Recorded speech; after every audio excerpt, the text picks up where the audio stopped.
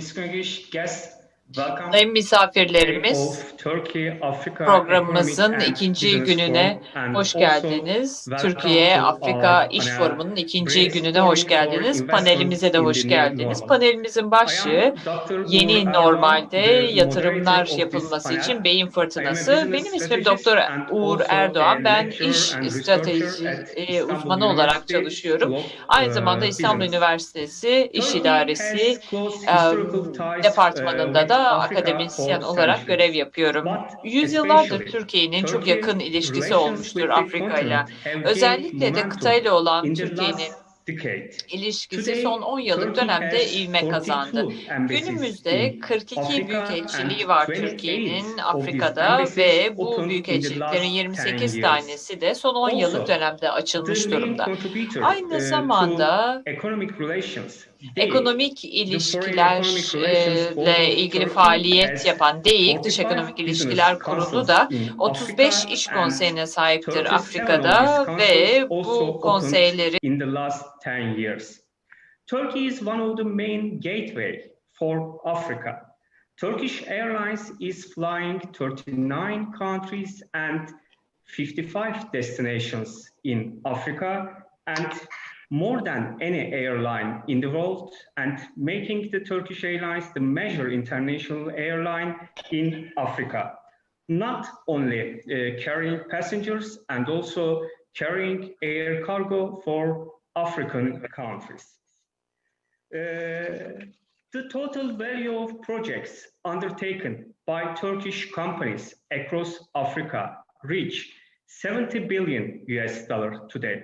And also the trade between Turkey and Africa rise to $25 billion. As you see from the numbers, the relation between Turkey and Africa is increasing in all ways.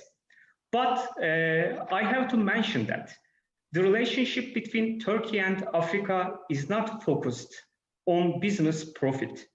Turkey has never held short-term interest toward the continent and doesn't see African countries only a market for Turkish goods. Today, relationship between Turkey and Africa, which we call a special friendship. The special friendship is important for us. Turkey's aim is not only trade, making investments in Africa and contribute to development of African countries on a win-win base. Today, in our panel, we will focus on investments in the new normal. COVID-19 has changed lots of things in our lives.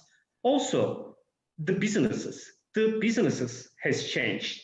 During the first months of global lockdown, maybe we are not very certain about the future of businesses.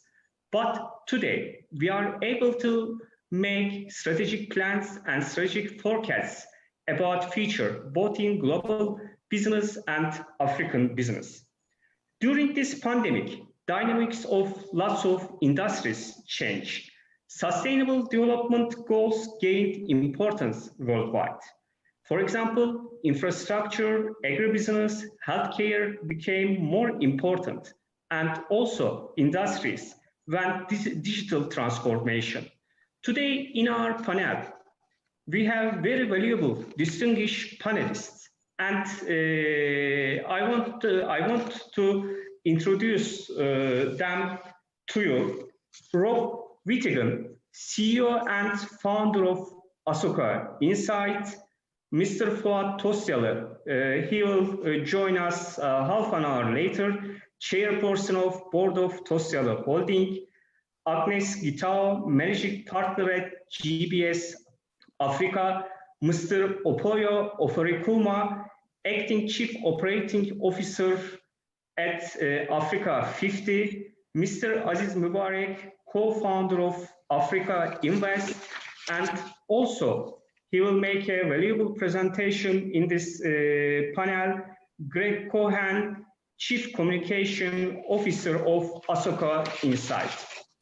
And I have some questions in my mind. First question, I want to ask, how the habit of doing business globally has changed during this period of pandemic? And what do you predict will happen in the next 5 to 10 years? First, I want to ask this question to Rob Whittaker, but I want to say something about Rob. Rob is an emerging market operator with a background especially focused on Africa in investment consultancy. As I said before, he is co-founder and CEO of Osaka Insight. But before founding Osaka Insight, also he worked with Oxford Business Group with different African countries. Yes, Rob, how are you? We are listening to you. Ne oldu? I think your microphone is closed. You are on mute, Rob. Rob, you are mute. Can you open your microphone, please?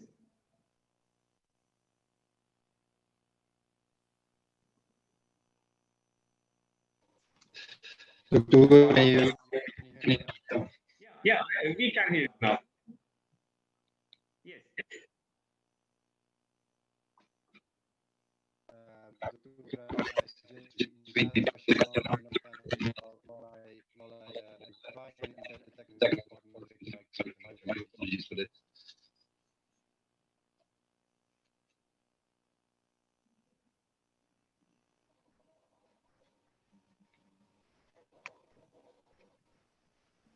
Stepping in for a moment, it appears that Rob is having a bit of a technical connection.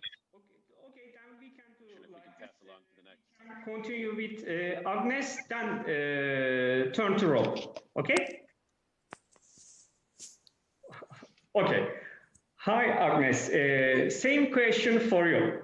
And sorry. Also, I want to say something about Agnes because she's very, very experienced in Africa, and her roles provides strategic advisory on Africa, not only economy, also on politics. So we are listening, Agnes, for our first question, and also she will introduce herself. Yes, Agnes. Thank you very much, Ogu, and thank you everyone for this opportunity to share experiences on opportunities for investment in our continent. You asked, what is the new normal? So I hope you can hear me because I can hear an echo. Good afternoon. Yes, we can hear you. Thank you very much for this opportunity. So I work for GPS Africa, which is we provide market entry advisory into sub-Saharan Africa, supporting businesses navigate the terrain of operating in our continent. We also provide political and economic risks, really helping you understand some of the factors that may impact your operation in the region. So with the pandemic, what is the new normal for investment, global and also in Africa? I think what we've seen is businesses refocusing their model and focusing more on sustainability. Before, ESG, environmental, social, and governance were more fashionable. A lot of people looked at it as a tick box, but more and more, it's become increasingly important for business to evaluate their values from social contracts with the local communities, with the governments, with the stakeholders in the region. So we're seeing businesses really rethinking their models. And my message for Turkish businesses looking to come into our continent, first, identify the sectors that have that are job creating and also sectors that have an impact in the region. Sectors like the healthcare, increasingly we're seeing businesses, private equity, debt looking to invest in Africa's healthcare. Africa's healthcare need is about $66 billion, and that will need both partnership between government and private sector to be able to plug into that gap. We also need, Sunny, you talked about infrastructure deficit. Africa Development Bank estimates a deficit of about $130 billion. So again, this is an opportunity, but in all these opportunities, the most important thing you need to understand is the standards of doing business. The same standards you apply in your country should be the same standards you should apply when you're looking to come into a region. Secondly, partnership. So businesses, we saw when COVID happened, a lot of international businesses were concerned and they left the continent. So ensure you have good partnership on the ground so that when a pandemic like this happens, you're sure that your business has continuity. Partnership again with the local communities and probably a decade ago, international investors had ideas that this is what Africa needed to be able to, this is what Africa needed, but they did not really study the market and understand what was the need. So aligning your investment with the need of the communities. So aligning your investment with the SDGs, giving priority to those sectors that governments in those countries are interested in. Again, another important sector, making sure that you have the right legal support. Commercial and investment dispute will always arise when you're doing business, not only in Africa, but anywhere else, even in Turkey. So ensure you have legal expertise to support you in case of a commercial or investment dispute. But the message I would like to stress is the importance of partnership, importance on ensuring that you apply the same standards, and you cannot run a business out of Istanbul, in Somalia, or in Nairobi, or in Timbuktu. You have to ensure that you have local presence. You don't have to go and set up, but ensuring that you have local partners on the ground. So that's sort of my introduction of ESG, responsible capitalism. And I think this is a conversation we're going to see more and more. And I'm probably you're going to hear probably from private equity, Africa Invest, responsible capitalism. Again, and you highlighted that, Ugo, that it's not just about profit. It's about long-term strategy. It's about impact. So investors coming into our continent who are speaking to us are increasingly exploring how can we invest responsibly. Again, shareholders' profits are important, but they have to have value both in the communities that you invest in. That is my 2 minutes of introduction. Thank you. Thank you, Agnes. Thank you for your explanation, for your speech. And I want to underline again that, as you say, the Sustainable Development Goals will be more important in the future in Africa. So the businessman, businesswoman who want to make business or investment there must make an alignment between their strategies and Sustainable Development Goals there. Corporate social responsibility gains important, and also you mentioned healthcare will be an important industry in the region. Thank you.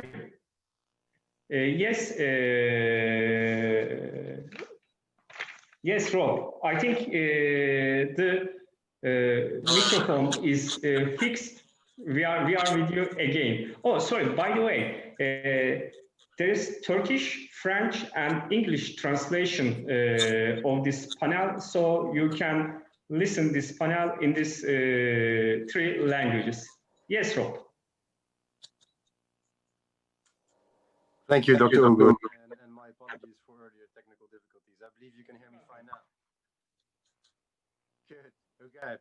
So I'm keen to answer the question as my spotty earlier connection translated it as the predictions of what will happen in the next 5 to 10 years as a result of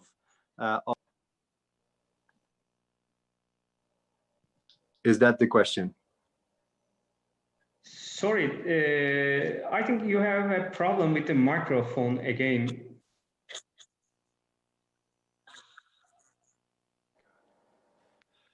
Doctor, can you hear me now? Yeah, yes, we can hear you. Okay. The habit of doing business globally has what will happen in the next 5 to 10 years? What's your opinion? Right. Thank you.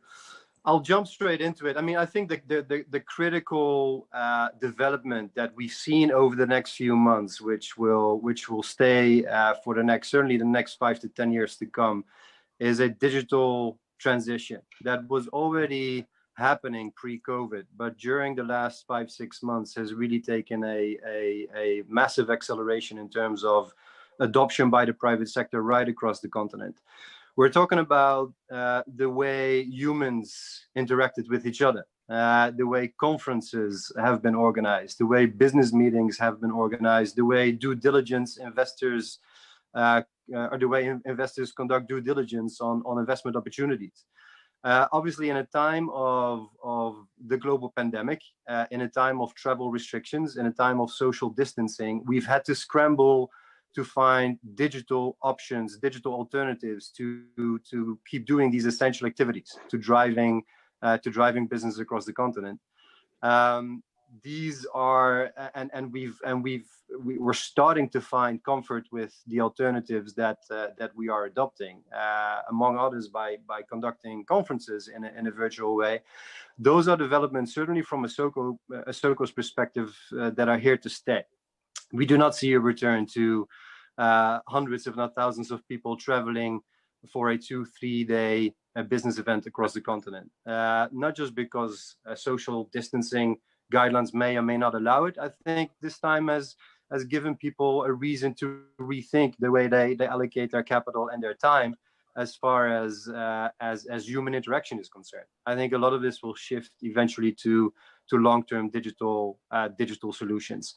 At Asoko, so we are a corporate data provider. We match corporates across the world with opportunities in corporate Africa. We also help investors find a home for their capital.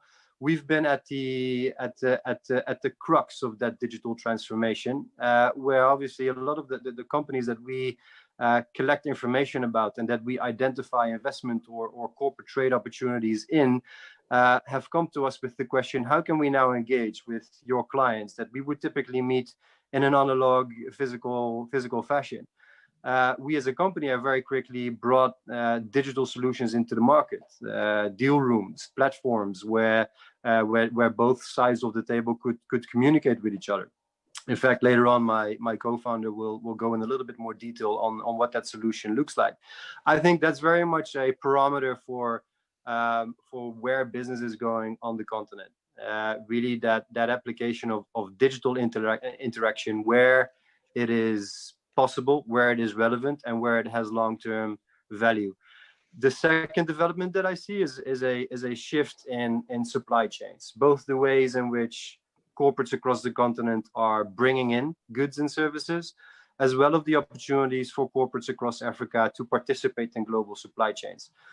Obviously, China, India, as well as Turkey are big suppliers of goods to a variety of African economies. That supply chain was disrupted overnight with big economies like China, India in particular, essentially shutting their borders, leaving African corporates to find alternative ways of sourcing goods. And to some degrees, some have done it successfully, whereas others are still very much struggling, I would say. But in the successful scenarios, we're likely to see a continuation of that localized supply chain. We're likely to see African corporates wanting to take longer term return of investment on the investments that they've made in retrofitting their manufacturing facilities to, for example, provide PPE across the continent.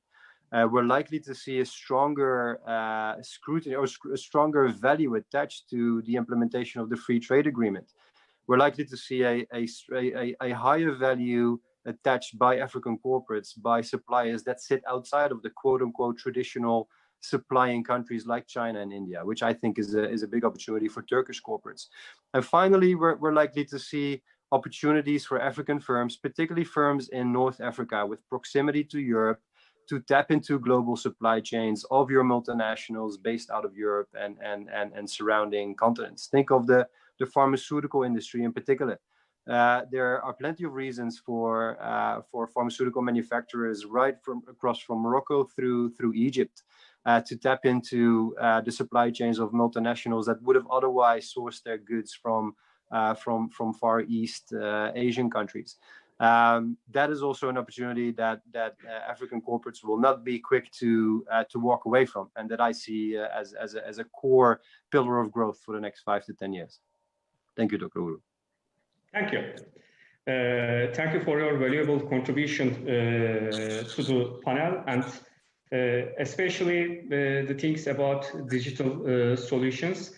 As you mentioned, the lockdown, the social distance, the COVID-19 makes our mobility less, so digital solutions is a must in the industry. And the second, an important also subject, supply chain and logistics in Africa. And I took notes on this, and maybe in the later I will ask something on that to you.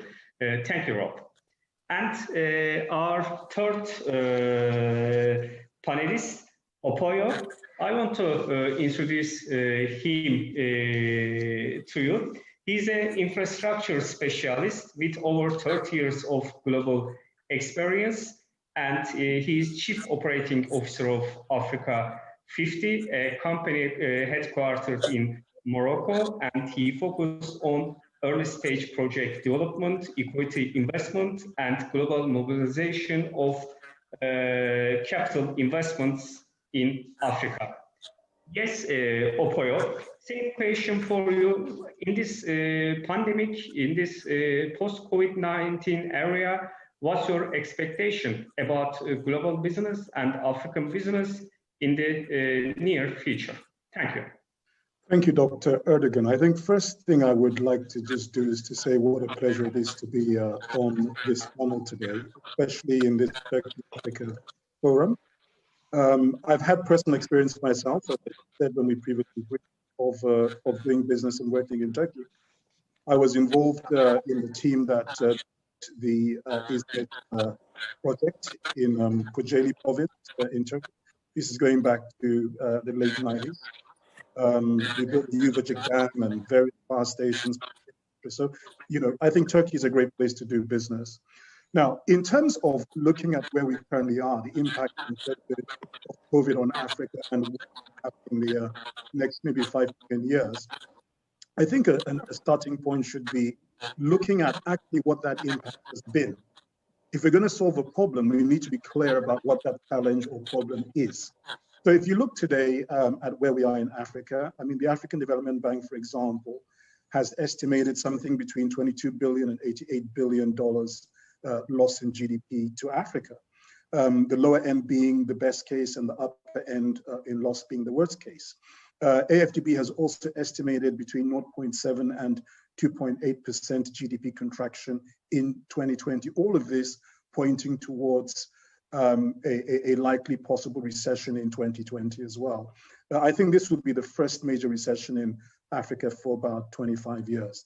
And then we've seen other characteristics of this, massive job losses, business bankruptcies, much like you see all around the world, including in the developing world. But one thing that's very, very typical for Africa is the large informal sector. So a lot of those job losses are in the informal sector, and probably something like 50 to 60% of all African jobs are that. And these are not necessarily sitting in corporate boardrooms. These are people who are living day to day. They are trading in the streets, and you know they're doing menial jobs. And if they don't work for that day, they don't eat. So we have to, especially in terms of social and development impact, bear this in mind. As I heard previously from Agnes and also Rob, there have been major supply chain disruptions, and this again is not unique to Africa. We've seen it all over the world. But what it demonstrates is that there is this very, very important need for Africa to step up industrialization so that we can actually deal with more local manufacturing, become more self-sufficient in many areas, including in food production. It's very difficult to meet all of these challenges without money. And again, African governments are severely under fiscal strain. Even prior to COVID, many African governments were already struggling with their fiscal challenges. What COVID has done by bringing the additional impact on healthcare and social well-being, and then the need to have funding for stimulus packages, has increased that strain. And in some cases, some African countries that are very commodities dependent, especially on oil and gas, have had a further double whammy impact. So that pressure is there. And where I'm going with this is that in terms of one of the solutions, we're going to have to be finding ways to bring even more investment than we had required before onto the continent, as well as leveraging local local resources in the financing area. But at the same time, I mean, Africa hasn't fared too badly relative to the rest of the world in terms of the COVID impact. Now, whilst Africa's population is only about 17% of total global population, somewhere between, say, 4 and maybe 4.5% of total cases and deaths have been in Africa arising from COVID. Whether that's because of our relatively youthful population, the very swift response of African governments to take, containment measures like curfews and closing borders and contact tracing, all of these things are relevant. Now, looking from that to the future, what you would have seen is that in the current COVID experience, the traditional areas of infrastructure have been strained. If we're going to achieve the sort of penetration we want in the digital space, we're going to need power. And Africa is still very underserved in energy and power. So we need to step that up. African continental free trade agreement is going to require both physical and digital infrastructure to ensure that people can trade across borders and across regions, especially in the landlocked countries where there's very, very little access. So we're going to still need roads, we're going to need airports and all of those physical infrastructures. But definitely I agree with the analyses already preceding me that we're going to see even more of a demand in the digital space, whether that is in dealing with changes in consumer preferences that have arisen as a consequence of COVID, enabling us to have efficiencies and reduce costs by traveling less. And even this particular session today is being done online. A lot of us today, I mean, I'm speaking from my home in London, even though my base is usually in Casablanca. So we're taking advantage of that and finding solutions that can help in that space, I think will be very critical. But again, I have to emphasize, over the next 5 to 10 years, Africa will not magically get to the same extent of digital penetration like the rest of the world. We need to also factor in how we manage the transition, strengthening energy, power generation and access, ensuring that we have more good quality, reliable physical infrastructure, not just new, but also optimizing what's already there, which in many cases does exist, but also has not been well managed. We also need to segment Africa. Africa is not one country. It's 54 countries. And when you look at the different regions, you're going to find that the level of development is quite different. Southern Africa, maybe Northern Africa, is very different from the heart of Sub-Saharan Africa. So again, we need to have these differentiating strategies as we work to solve the challenge of the next 5 to 10 years. Thank you. Thank you. I took some, especially you mentioned differences in different African regions. Maybe there can be different niche strategies on these regions, and also not only making infrastructure, managing these infrastructures are important, and supply chain you mentioned will be important for Africa, and not only in Africa, in all the world, there will be a problem of unemployment. So manufacturing or producing is a must in all countries in the world. Thank you for your contribution to our panel. Panelistimiz Sayın Fuat Tosyalı aramıza katıldı. Our panelist, Mr. Fuat Tosyalı, has just joined us. So I would like to welcome Mr. Tosyalı. Briefly, I would like to introduce Mr. Tosyalı to you, if I may. Most probably you all know him, but still, let me briefly introduce him. Mr. Fuat Tosyalı started his business life in a very small business and very small shop. And currently he produces on 3 different continents, and he has exports to 80 plus countries with 30,000 employees. He is at the same time undertaking important investments in different parts of Africa. He is at the same time the chairperson for Turkey-Algeria Business Council. He is most probably the most experienced and most knowledgeable business person among us all when it comes to doing business in Africa. I would now like to pose the same question to Mr. Tosyalı. Mr. Tosyalı, when we think about the COVID-19 process, do you think that on a global scale and in Africa in specific, what will be the changes in the post-COVID period? We would like to hear from you. Thank you, sir. Mr. Tosyalı, we would kindly ask you to unmute yourself because we can't hear you. Thank you. I also would like to greet all the participants. Hopefully, we will have a fruitful panel discussion today, both for us and also for the participants, for our audience. In the global sense, COVID-19, when we think about post-COVID period and doing business, habits of doing business, how will this be evolving and what will be the transformation like? So let me give some example from my day-to-day routine. Today, for instance, at 8 a.m., I held a meeting with my American industrial friends of mine in the morning at 8 a.m. So I asked them why they are in Istanbul. We held a offline meeting. They said that there is a Japanese company, an Indian company, and a British company. I traveled all the way from the States, and they also traveled from their respective countries to Turkey, because to many countries there are prohibitions and transportation or traveling is an issue to various countries. But Istanbul is the best location, we thought. And we decided to go further 100 kilometers away from the city center. It is a mountainous area. We've been holding meetings at a villa for the last week and 10 days. So I traveled to the city center to see you, to meet you, and I will go back. Let me tell you, these are the top management, executive members at high-level companies.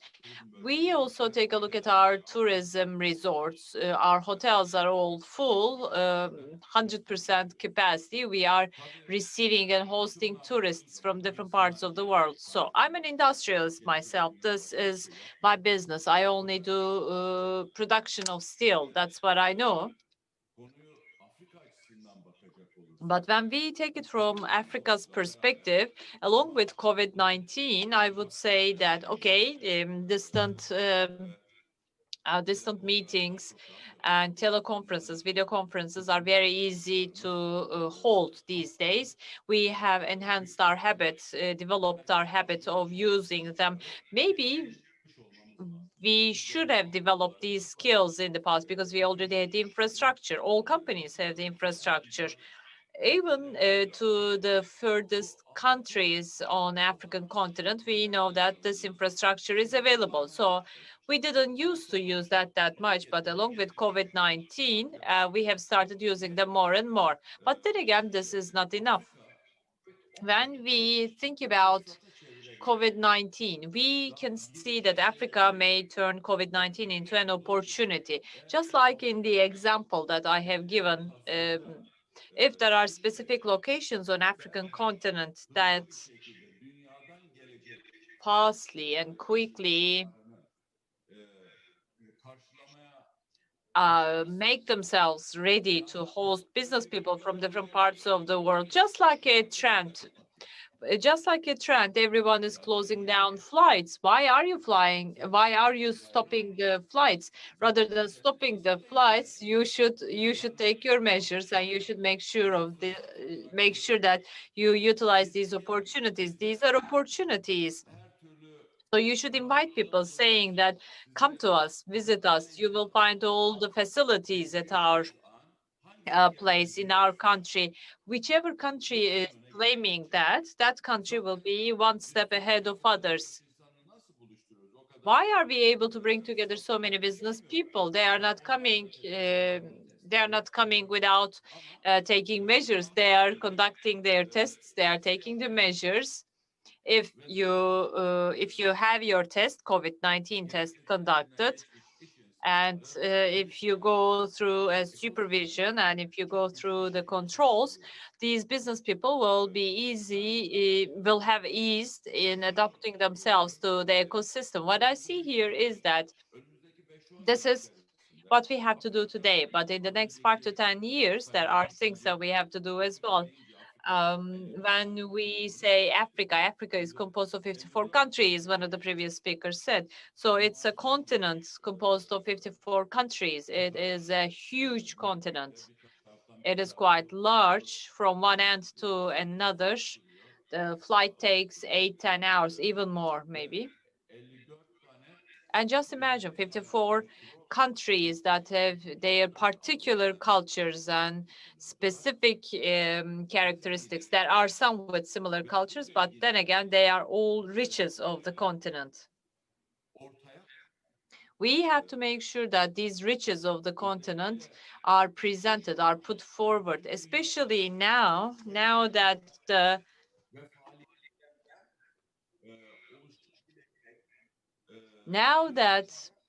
there are opportunities to do business, African countries may seize this opportunity and utilize this opportunity. So instead of closing the doors, we have to just open them wide, open the doors wide, and we have to attract business people who are ready to invest.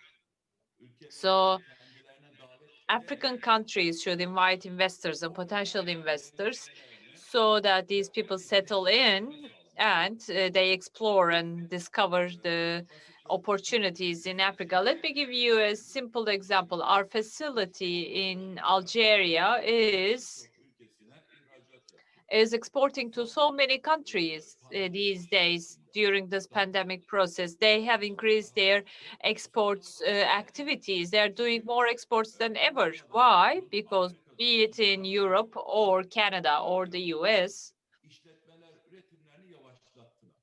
factories have slowed down their manufacturing activities. Why? Because they have gone into lockdowns. They have slowed down the manufacturing process. So it will take some time for them to stand up again on their 2 feet. But in the meantime, Africa may fill in this gap quite comfortably. So the slowing down economies in Europe and US may be replaced by these countries, and investors may be attracted to Africa instead, and Africa will be able to bear the fruit of that in the next 5-10 years. So this is what I'd like to share with you and at this time. Business world, especially the Turkish businesses, are quite dynamic. They always are after opportunities in Africa. I think European business people are tired. They are exhausted. So Africans should not, African friends, African politicians, African business people should not lose time in those countries.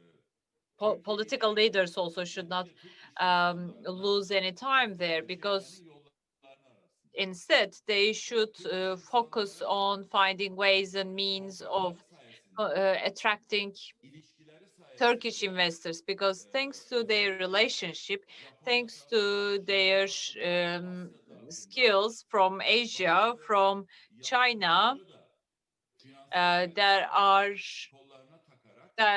investors. So they can also attract these investors so that in the next 5-10 years, they can write success stories. So I just wanted to emphasize that, taking this opportunity. Thank you very much. Thank you, sir. I can hardly hear you, says Mr. Tosyalı. Whatever you say is valuable. And if we are to emphasize that, we can say that African countries, African states should turn this pandemic into an opportunity. And for doing that, they need certain facilitations. So rather than closing down the borders, measures have to be taken, borders have to be opened, and flights have to start again.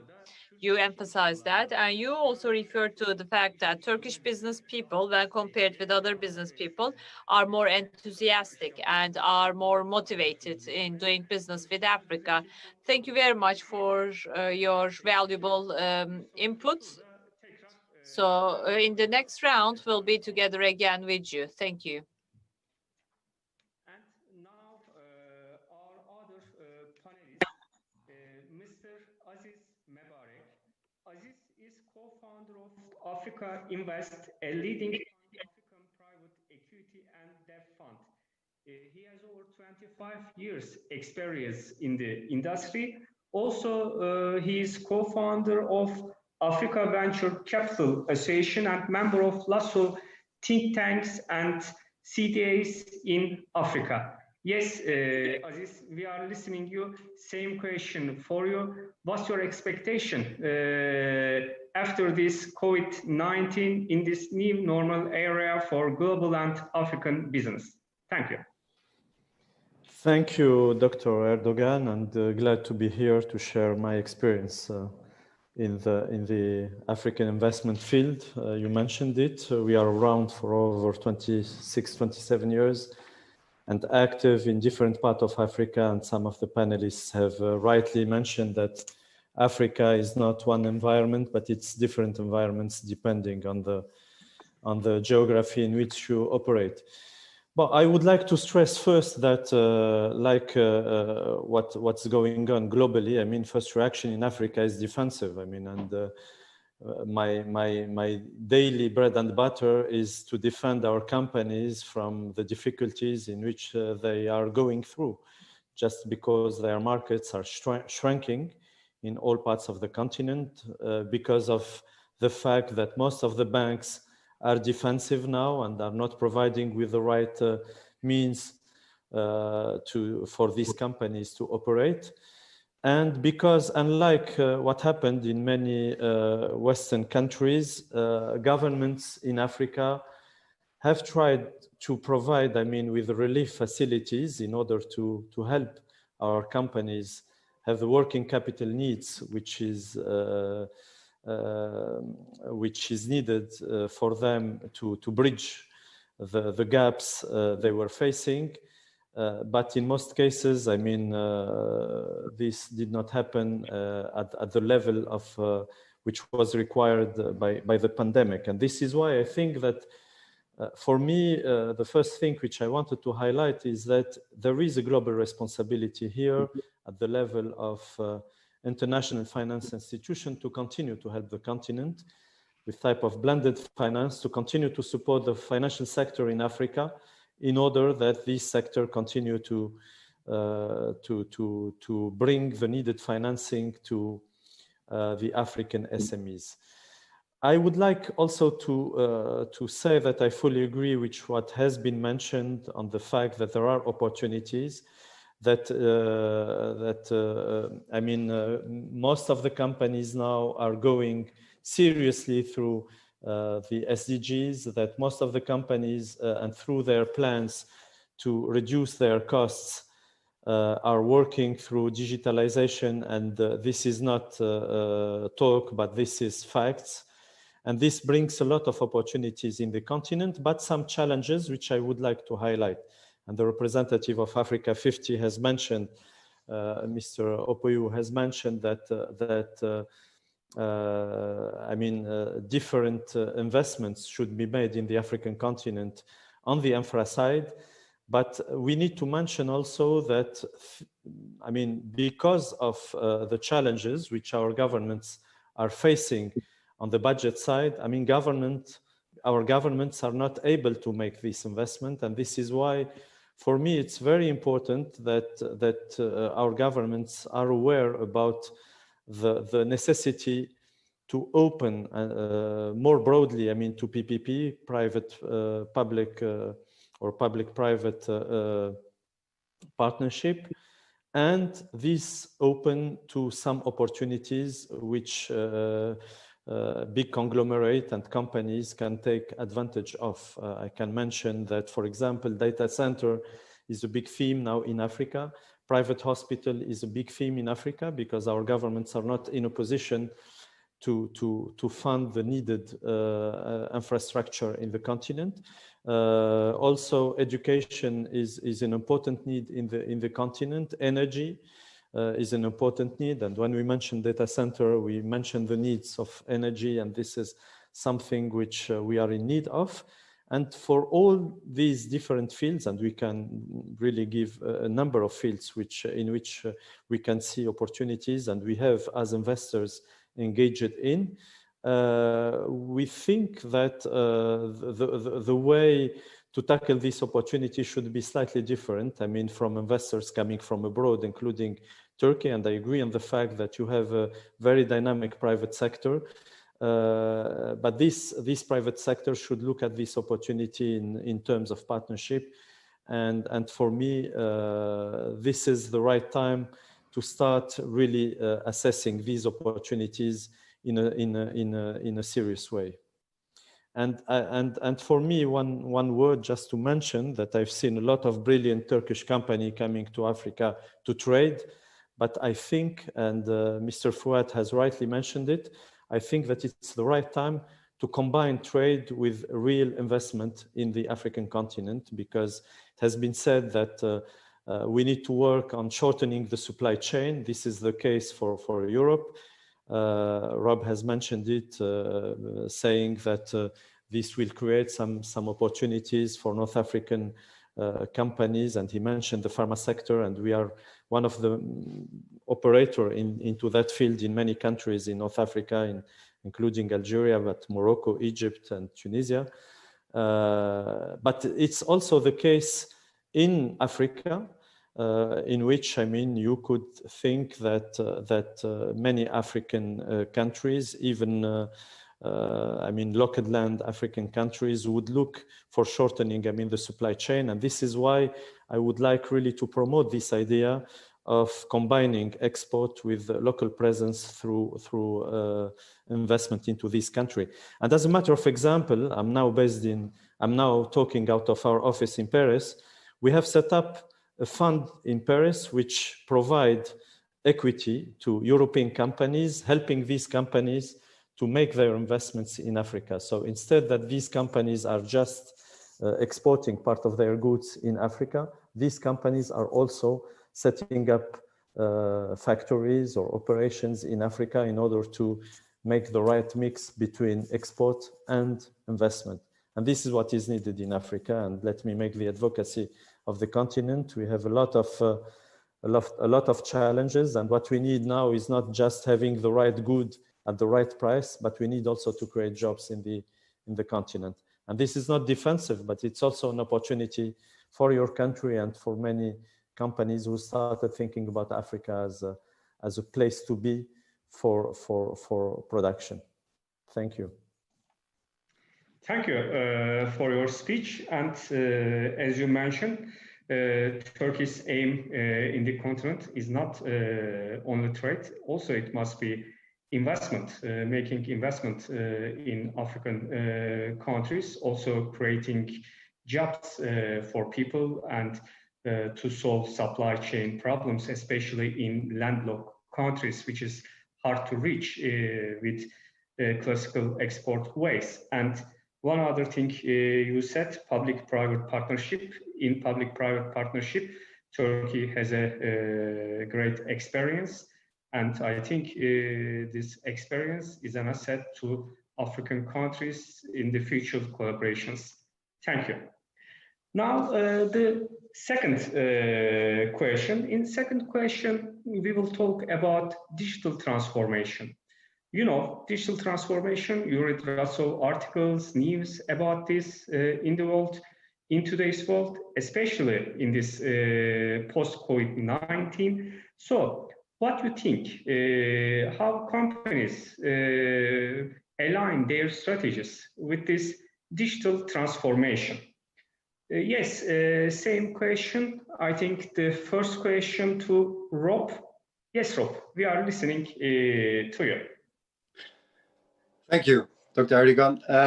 I think when we think about the perspective of Turkish corporates or investors finding opportunity in the digital transformation that is happening across the continent, but also trying to create strategies around how to execute that digital transformation within their own environments. I think one particularly important audience to take into consideration is Africa's startup space. There, and certainly over the last 5 to 10 years, Aziz of Africa Invest can hopefully second that, there's been a significant growth in both the volume and the maturity of technology drivers across new companies that have sprung up right across the continent, starting with fintech, but now also spreading into pretty much any other sector where a level of technical enablement has value, in particular in areas like logistics, but also healthcare, education, sectors that have been identified by the panel as not only being critical to help the continent through a difficult period of dealing with the pandemic, but also sectors that offer significant areas for growth in the future. I think from the standpoint of how to optimize the digital transformation trend across the continent, partnering with that startup community is a key consideration to make for Turkish executives. Looking at the solutions that are being offered by African startups to these problems of not having access to reliable energy, not having access to good roads or efficient physical supply chains. These are problems that exist and that will exist for a while. These are not resolved overnight. But there are some really practical solutions that have been brought to the market and tested and scaled currently right across the continent that certainly foreign corporates can tap into. There's no need to reinvent the wheel. There's no need to be deterred away from opportunities because of it. There's an active startup space that is actively rolling out solutions. So I think my main recommendation would be to embrace, to consider the African startup community as a mature audience ready to partner. This is no longer an early stage development. This is an audience of power to be reckoned with, and to engage with it, to create platforms within the organizations, which is not always hard to do for a large organization, but to create platforms within your organization to interact with startups, designate the right people to act as assigned contact persons to onboard startups, to understand the solutions they've brought to the market, and to integrate that into the processes of current existing organizational structures.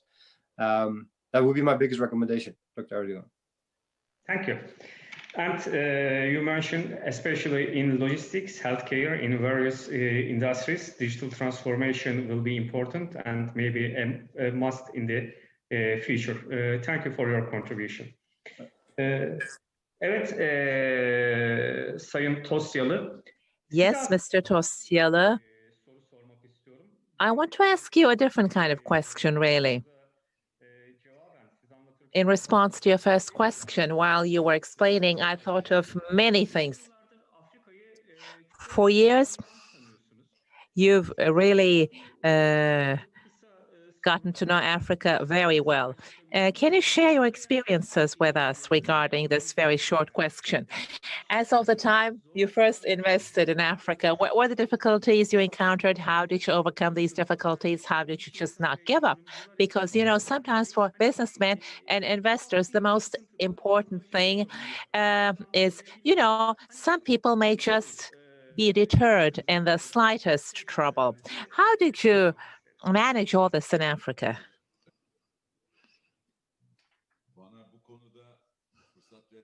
Thank you very much for giving me the word in this area, but it's such a long story that I can't squeeze into. I will try to squeeze into 5 minutes. Yes.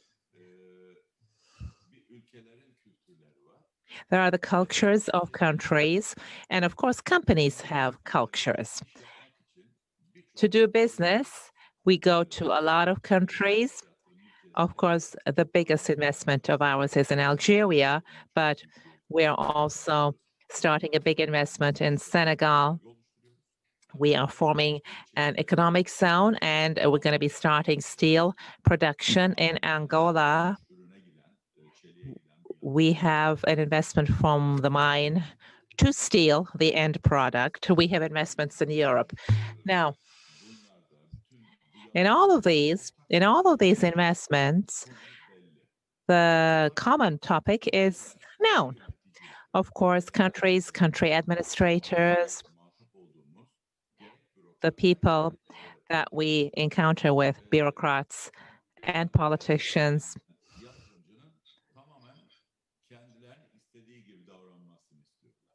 They want each and every investor to treat them as they would like to be treated, but companies have habits and cultures. If an investor that is incoming cannot apply their business habits in the country that they've gone into, in fact, you're just someone who brings in capital. You cannot be anything more than that. But if the way of doing business of that company is respected by that country, at least if it's tolerated, then you can get excellent results. Of course, in every geography that we go to, in every country that we want to do business in, we primarily try to understand the culture of that country. We try to understand the habits and the traditions of these countries. And we respect that a lot because we go there to do business, to produce something. And while doing that production, we have to behave respectfully for that geography. And while putting that forth, we have to apply our practices of doing business as well. Of course, it's an experience that takes an incredibly long period of time. We've been in industry in 50 years, and for the last 20 years, we've been doing business in different countries abroad, and we do our best to try to benefit from the professionals of that country. For instance, today, when we look at Algeria, we employ more than 4,000 people. 450 of these are Turkish, and 150 from different countries, from the States, from Japan. We have staff, but the remainder, 3,300 people, are Algerian, local, young labor power. And we train them in our facilities in Turkey. We try to speak a common language with all of them. And as a result, of course, we achieve success. Today, especially this cableless communication being so widespread, now all of our enterprises, companies, and employees are in close communication with one another. No problem about internal communication, and all performance values are shared amongst them.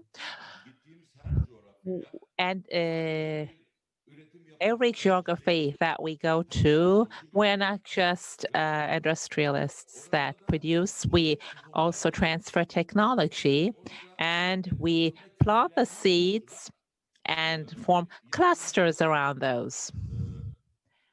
That's the investor profile that we have around us, local, in whatever country we're doing business, small, local, enterprises are clustered around us.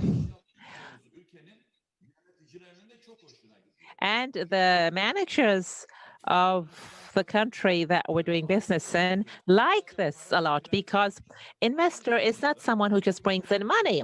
At the same time, you provide employment for the people of that country, and not just for daily employment. You train qualified staff for the future as well from their people. For instance, for today, local young people who are working in our enterprises abroad, 10 years from now, they will be industrialists of their countries. I believe in this, and we're supporting them significantly to that end. We're not just teaching the job, we are teaching them how to be an employer so that we can be sustainable in that geography. You cannot just build thick walls around yourself, and it's like you don't want to come across as you're not sharing the secret of your success. Rather than that, we share all of our business habits, and we do our best to grow with local clusters around us. And for that, we no longer experience the challenges that we did initially. But years ago, when we were first going into a country, in fact, a minister of industry that I never forget, many people come here wearing neckties with bond bags in their hands. They say, I'm going to do this, I'm going to do that. We make lots of things available for them, but they leave and they never come back, or other things happen. Of course, behind that, there are many, many reasons, because you have to understand the bureaucracy of that country. You have to work with the local dynamics of the country. You have to know how to share. If your intention is really to be permanent in that country and to produce in that country and become part of that country, then everything opens up for you. But I'm going to go to this country, I'm going to make money there, and then take my profit and transfer it right away. If that's how you think, this is no longer a viable practice. The geography that you go to and do business, you have to become part of it. And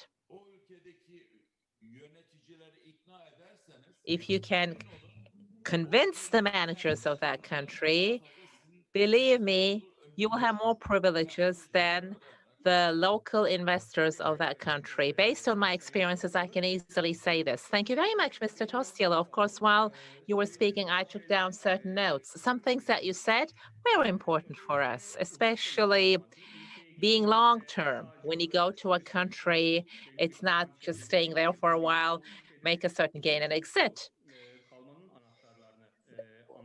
You explain the keys of being long-term in that country, and your own corporate culture adapts to the external factors in that country. You talked about how you manage that. And you also underlined something new. Foreign investors, be it in Africa or in another part of the world, should know how to share. If you're investing in a country, you should be training business people in that country. You should be contributing to that country as well. And one plus of the investor is that around those huge investments, you have to form local suppliers so that that country can further develop through you. Thank you very much for your contributions. Thank you very much. Second question for Agnes. The same question about digital transformation, Agnes.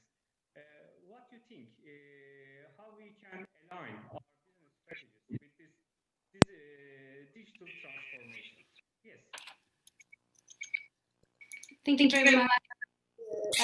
Maybe respond to your question. Just really confirm what Tarsila said, the importance and importance of when you're working in the continent. And also something that is very close to my heart is that when 50% of your production is in a certain location, it doesn't make sense for you to declare your profit in another country. And one of the biggest challenges for our continent is businesses really coming for a short time, taking their profit away back to their country. So capital flight, and was highlighted over and over again by the UN. Africa loses about $89 billion from illicit financial flows. And this money mostly is not due to corruption, but also because of commercial misinvestment. A really good point by Dr. Yasser, and I can see why of success in terms of digital. You can align. Bear with me. I can hear how you can align your businesses, really for Turkish businesses. One of the biggest challenges in our continent is availability of credible data for businesses. So there is an opportunity for data bank, and I think Rob alluded to that. And also connectivity is the biggest challenge. You can estimate that if we could increase Africa's connectivity just by 10%, that would improve Africa's GDP by about 1 to 4%. Digital infrastructure, Mr. Pio alluded to that. We need to ensure that we have an infrastructure that we can be able to enable businesses to be able to operate, because they say this is the new normal, and without connectivity, businesses will not be able to be competitive. One that was also, which I'd like to highlight, is the importance of regulation across, not just for our continent, but even in Europe. You need to ensure you have regulation that supports investment in the digital sector, but at the same time, regulation to ensure that consumers are protected. And opportunities in these sectors that Turkish businesses should explore would be in the healthcare sector. In the last sort of 6 months, we've seen some deals close in e-health or telehealth, and that is a sector that is growing. And if you have expertise in that area, perhaps you should explore that. Also, investment in digital education. Most of us had an experience of becoming head teachers in our household or teachers in our household during the lockdown. African schools, most of them are still closed. So opportunities in digital platform that can be able to provide education facilities for our children. So a lot of opportunities, but key to me is if our government, if we have policymakers on this platform, if our government can provide the infrastructure, again, partnership with private sector, opportunities for private-public partnership to ensure we have the right infrastructure, invest. Africa has, it's a new term, it's called broadband poverty. Most of our, as much as I am from Kenya, and sometimes I feel patronized when you reference mobile money and the phenomenon M-Pesa. We need to go beyond M-Pesa and ensure that Africans have access, not just to be able to send money from one village to another, but to be able to access digital services, to trade, to school, and to access basic healthcare. So great opportunities, but still a long way to go. But we shouldn't look at those gaps. We should look at those gaps as opportunities for Turkish entrepreneurs who want to venture into a market. Thank you. Thank you. Also, in your speech, you mentioned that infrastructure is very important for this digital transformation, and for Turkish companies and Turkish multinationals. Public-private partnership investments and projects in this area will make a contribution to digital transformation of Africa. And in the beginning of your speech, you said that not only for a short-term trade, companies must come for a long-term investments in Africa. Thank you, Agnes. And Opoyo, same question also for you about digital transformation. What do you think about the digital transformation in Africa? It's a myth, or it's easily can be done in the continent? Thank you. Thank you, Doctor. Digital transformation, as I said much earlier on, and we've heard several times from other speakers, is very important. So let's look at some statistics again. I mean, the World Bank estimates that, you know, for every additional 10% internet penetration that we achieve in developing countries, this raises GDP by between 1 to 4%. So, you know, African firms using the internet also are, you know, about 4 times more productive per employee as those that don't. And of course, you know, COVID-19 has highlighted, you know, the criticality of ITC, you know, not only because it helps bridge the physical gap, but for example, you know, building ICT into how we design, how we build, how we manage, say, power generation plants or water treatment plants, enables more decentralization, more efficiency, more tracking. You know, ICT is very critical to healthcare. I mean, nowadays you have telemedicine, you have people using bots to give online diagnosis. This is critical. I've already mentioned water and sanitation, all of which are have been made even more critical by virtue of COVID-19. But I've also emphasized, and I will continue to do so, that, you know, to make this really succeed, we also have to have regard for Africa's unique problems. So getting ourselves to the level of efficiency and penetration that we need in the digital space will also need conventional infrastructure. You know, we can't run these digital platforms without energy. We're going to need to do that. And even when, for example, businesses begin to focus more on using technology to meet customer needs, in many cases, we also have to ensure that this is supported by very strong and robust physical logistical chains. So if somebody orders something from you, you have to have the wherewithal to be able to get it, for example, from the port if it's imported, you know, and move it maybe on rail or road or otherwise to the eventual destination point. But technology also enables us to use things like drones. We're seeing that used in certain parts of Africa even today to deliver, you know, medicines and other things, crossing the physical constraints that exist. And of course, technology goes beyond just having it. It's about how we design it for the impact that we want. You know, technology can help us take out costs, can improve efficiency, can help us build data. And Agnes raised that question. The lack of data can make it extremely difficult to undertake the type of detailed, reliable analysis that we need to then make investment decisions. And that sometimes the lack of that data can very well affect investment decisions or slow them down. On the other side, having good data also enables us to better plan, enables us to better manage our resources and ensure that we deploy these in various ways.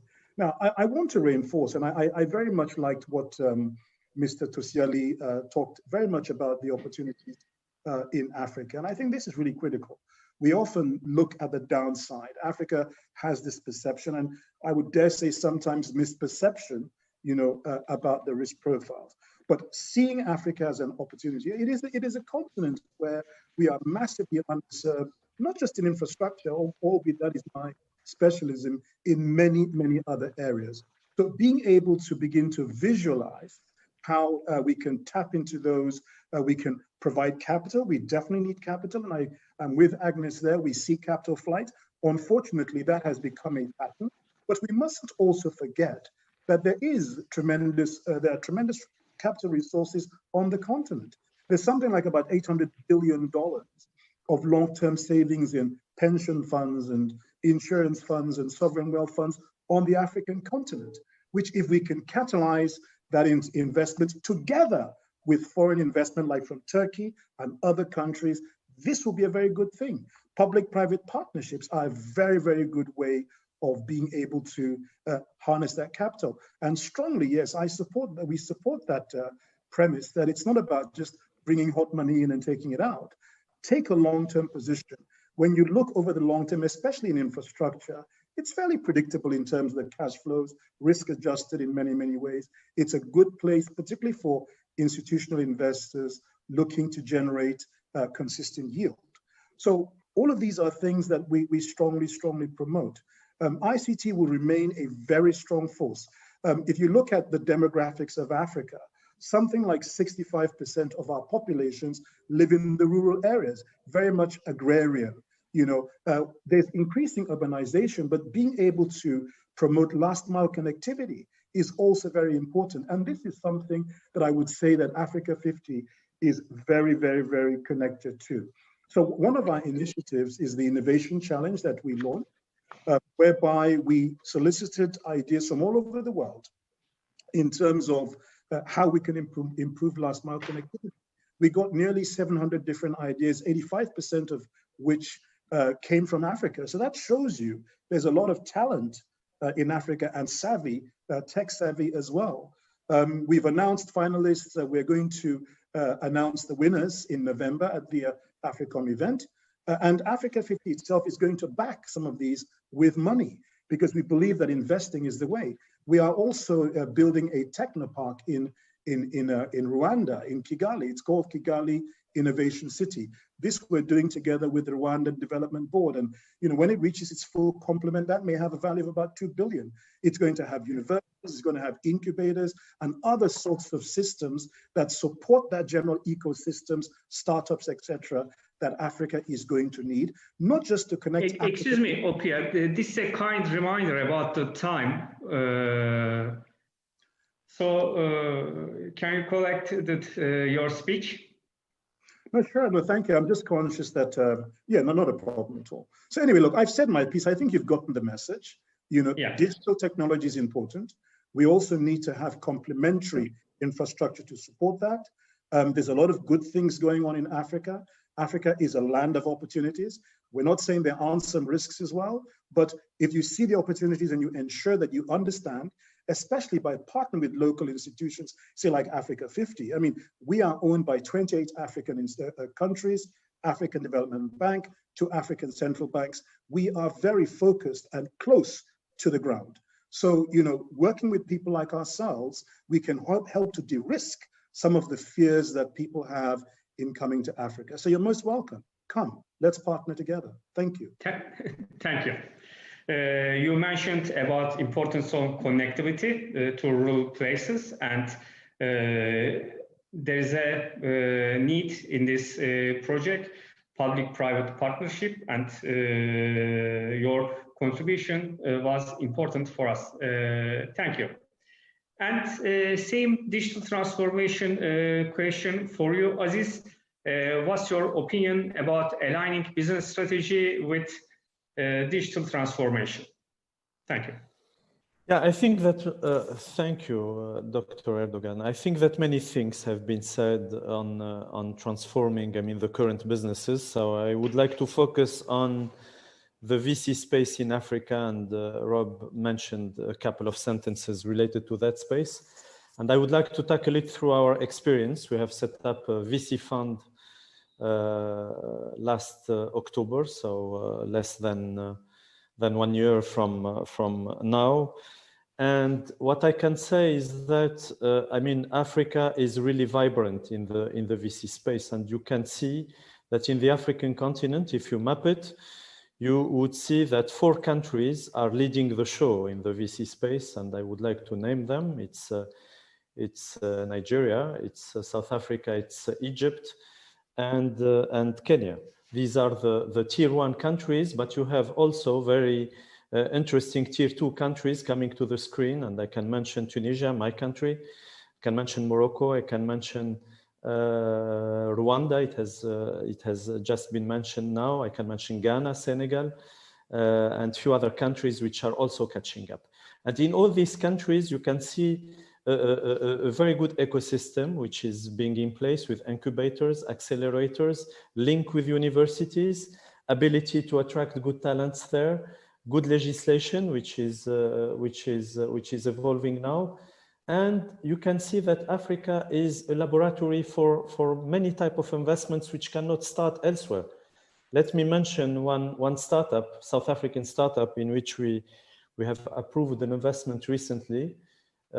It's a company which has developed a system through drones, I mean, allowing I mean, agriculture to have a good visibility on their yields and a good visibility on the way they have to treat their citrus plants in the Cape, in the neighborhood of the Cape. This company has been able already to export its technology to California, and now is in its way to export the same type of technology in other type of trees, mainly olive trees in the Mediterranean region, and other type of technology. So for me, this is an example, and I can mention many of these type of examples, which shows that now the continent is really catching up. And if we have a chance really to catch up in the other more developed countries, it's really through technology. But of course, I mean, we have some hurdles, and let me mention an area where I see a good cooperation potentially happening with Turkey. We need to train more persons, I mean, which are, let's say, not analphabet in the digital field and technology field. And this is why we are quite active ourselves, I mean, in setting up universities which are really leading the show in the digital field, but also, and it has been mentioned by Agnes, also operations which are providing course and training out of e-learning type of platform. And you have brilliant universities in Turkey, and I know a few of them, which can really provide a good role there in training people and trying to make the African continent catch up. This is what I can say to complement, I mean, the brilliant speeches which have been made by the other panelists, the other colleagues. And thank you.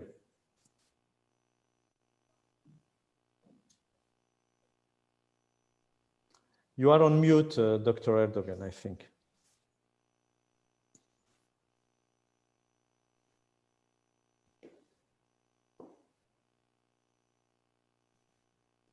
You hear me now? Now we can hear you, yeah. Thank you for your contribution. We are having short of time. So I want to ask a last question to you all. I want to begin with you. In a few words, in 1 minute, what's your expectation from Africa in the future? What's the biggest challenge for Africa? What's your opinion? I would jump on this question. I think that the biggest challenge is to reverse the drain brain and to make that our brilliant African who are really Nobel Prize or quasi in a position to be Nobel Prize in different sciences come back to their homes and to their countries and contribute to build the next Africa, which for me, I mean, will be the place to be. Thank you. And Agnes, with one sentence, what is the biggest challenge in Africa will be? I think the biggest challenge for us is Africans. We must have the confidence in our market. So restoring the African confidence in our market. So putting our money in the continent so that we can reassure international investors to come to our market. Thank you. Thank you, Agnes. And Opio, with one sentence, what's the biggest challenge? Sorry, unfortunately, I don't talk in singles. There isn't a single big challenge in my view. I think there's several things. One of the big things is about the misperception of the risk profile of Africa. But I'd rather focus on the opportunities. Like I said, Africa is very underserved, and there are huge opportunities on the continent. And we welcome more investors to come and partner with African investors to take advantage of these opportunities. Thank you. Thank you. Yes, Rob, what will be the biggest challenge?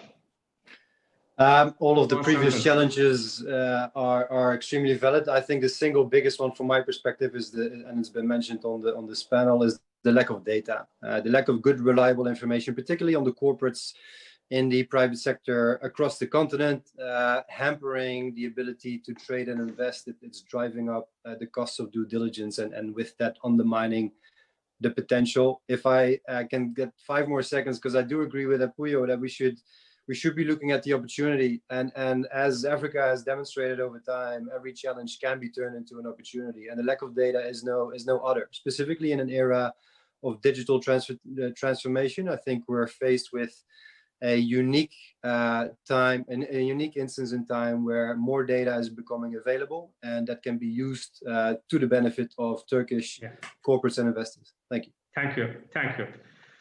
Sayın Tosyalı, bir cümleyle Afrika'dan beklentiniz... Can we hear from you, Mr. Tosyalı? What do you think is the biggest challenge and what is the opportunity that awaits Africa regarding the near future? You're asking to me, right? I can hardly hear you, sir, so I was unable to understand. So with one single sentence or two sentences, would you please share with us what the most important, the biggest opportunity and challenges regarding Africa?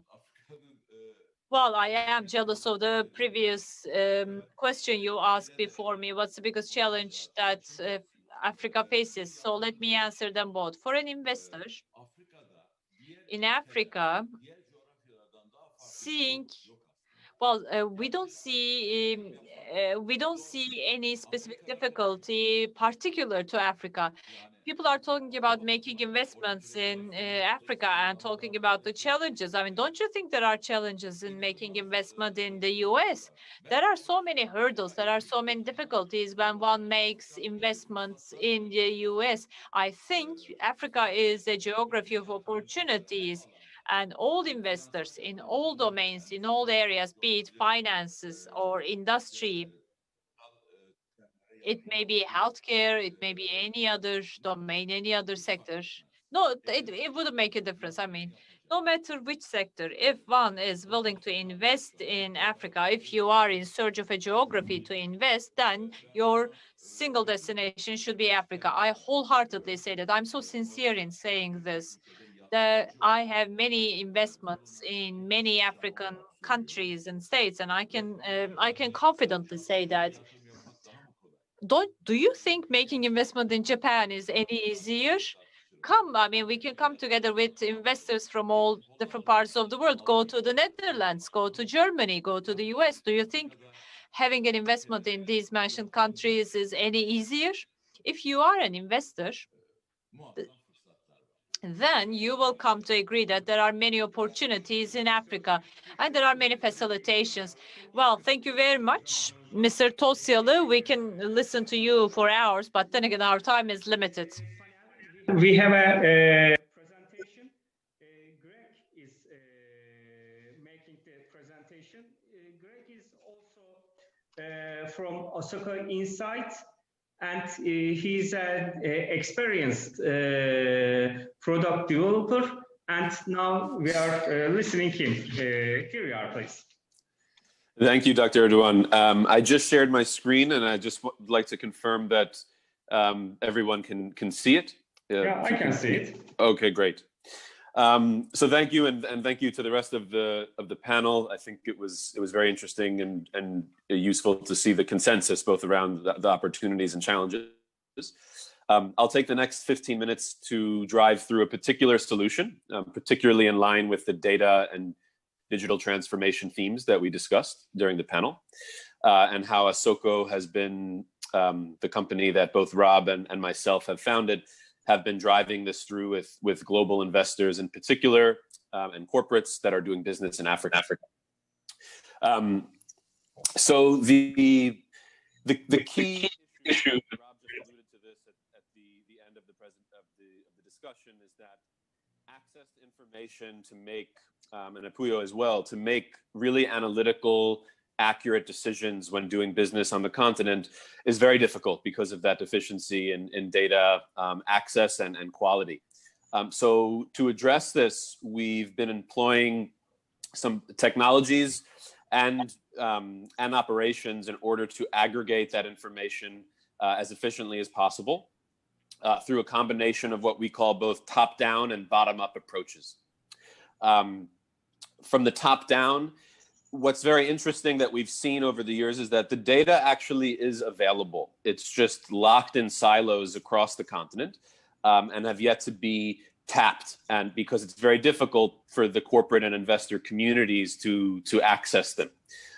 So what Asoko has been doing is going around to the reference bureaus, the tax authorities, the registrars, different private sector associations, regulators, and aggregating that information as best we can, normalizing it, cleaning it, and putting it into our data system. That's in combination with speaking with as many experts, executives, investors already operating on the continent, ensuring that we capture information from doing research and having discussions with their companies as we do research on industries across the continent. Finally, we use technology to scrape whatever is publicly available on the continent through media and company websites. So this information is all available, and the real challenge has been to aggregate it and present it to the business community in a nice and clean fashion that enables it to be actionable for them to do business. Now, the main part of the presentation, which I'm going to focus on, is the bottom up, because the most difficult part is to really get access to corporates directly. How have these corporates grown? How impactful are these corporates when it comes to contributing to sustainable development goals? How many employees do they have? This type of information is only really available when you can engage with a company directly and do due diligence on that company.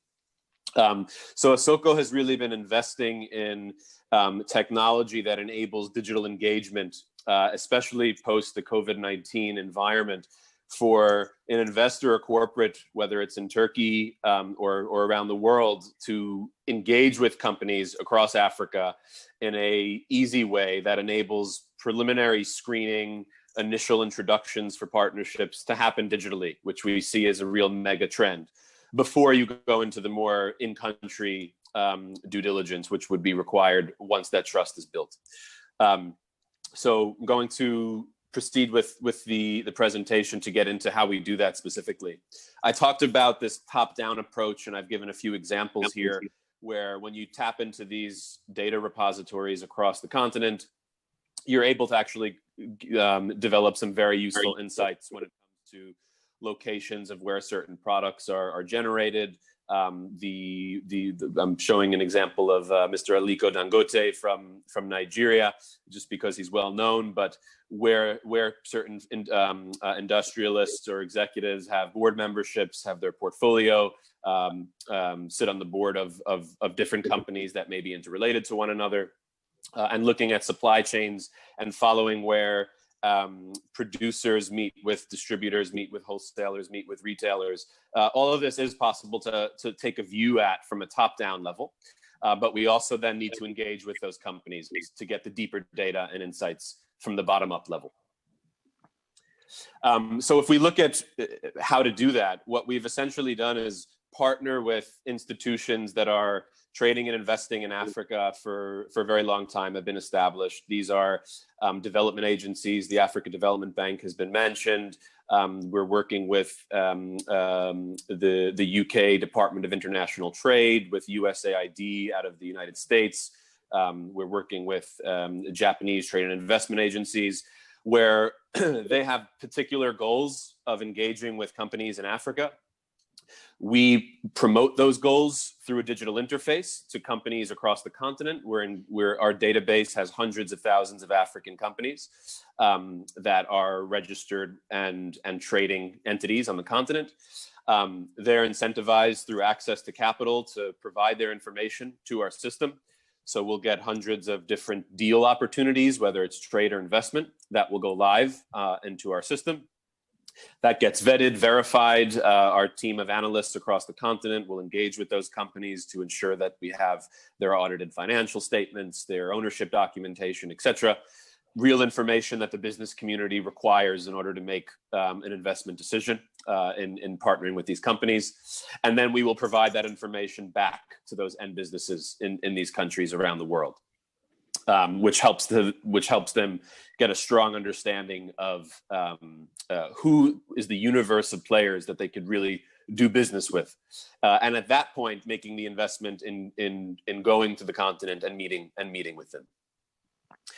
So I mentioned briefly just a case study for the UK Department of International Trade, and this is obviously something that we can do with the Turkish business community, where they're looking for debt and equity opportunities across the continent. We've aggregated hundreds of those and pushed that through to UK investors. who are now in the process of doing due diligence on a number of deals that we hope to see come to a close over the next months. There's a bit of detail here, which I think I'm going to skip, but just to show the robustness of the system when it comes for the process of ingesting data coming in from companies, verifying that information, having investors register as well, matching that information, and then having that lead to transactions. All of this is, of course, monitored, accessible in real time. We're able to track sectors, industries, ticket sizes, what stage of the deal flow a particular transaction is in across that life cycle of an international company looking at opportunities in Africa. So in summary, we see the idea of really shortening the cycle of diligence and the ability to screen a universe of opportunities across the continent as being something that has been happening for a while, but has really accelerated over the previous few months because of the pandemic. And to all the business, the Turkish businesses on the call now, it's certainly possible to leverage digital technology to see these opportunities at scale. So thank you very much. Thank you. I think it was a very good panel. We had lots of information from experts on Africa and future of business. We talk about industries, we talk about future investments, and I want to mention something before closing the panel. I took some notes. First of all, we all said that the relationship between Turkey and Africa will not only focus on trade. Turkey is not a trade partner, only a trade partner of Africa. We do not focus on short-term profit. Turkey is keen on making investment and making collaboration with Africa, which we called not trade partner, not investment partner, a special friendship. So I believe that Africa will be one of the main economic and political power of the world in the future, and Turkey will be the main contributor and strategic partner in Africa's pathway to this success. So I want to thank you to all our distinguished panelists and presenter, and to the other guests who are following this broadcast from YouTube. Thank you to all. Thanks.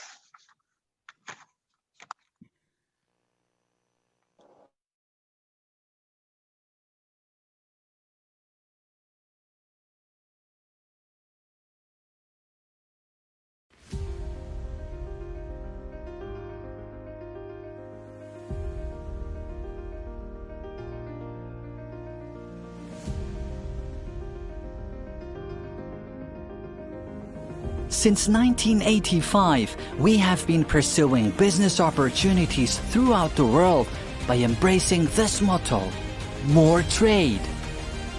Everything began with these two words. It was then that the Turkish private sector united to adopt a joint vision, and I was given my name. Well, who am I? I am a business platform that is empowered by my founding institutions, business councils, counterpart organizations, and members pursuing business opportunities all around the world, uniting all of my stakeholders.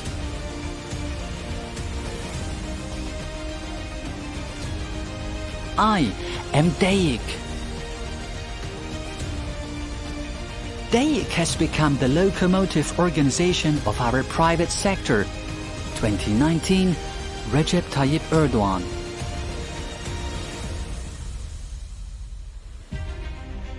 Well, what do I do? Exports, imports, inward and outward investments, manufacturing, and so much more.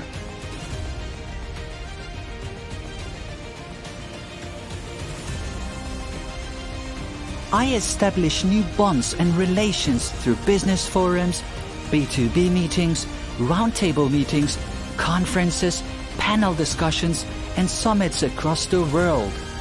I have been vigorously striving to strengthen the dynamics of the economy, steering the world's wind of change, and enhancing interactions within the private sector. Hence, I generate major contributions to my members and to the private sector with the mission I carry. I reunite Turkish business people living all around the world under a common objective. With each passing day, people, countries, and even the continents come.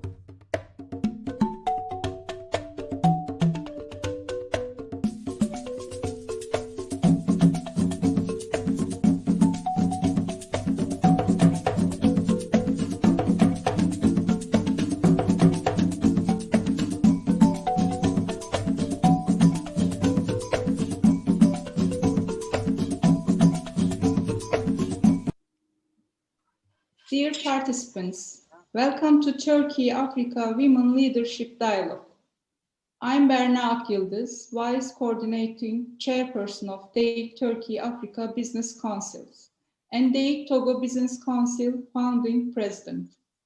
I'll be moderator during today's panel. Today, we have distinguished Turkish and African business women, ambassadors, and representatives from non-governmental organizations with us.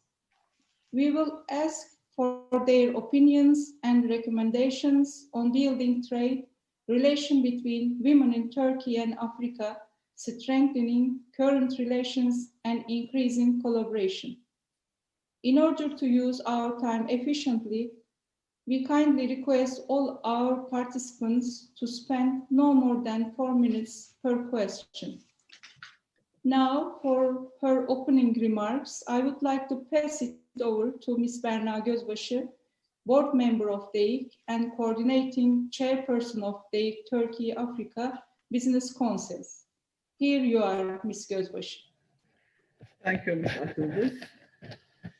First of all, I would like to welcome Ms. Madago, Special Advisor of the President of Togo, dear ambassadors, distinguished participants. As board member of DEİK and coordinating chairperson of Turkey-Africa Business Councils, I would like to greet you all and wish you a nice day.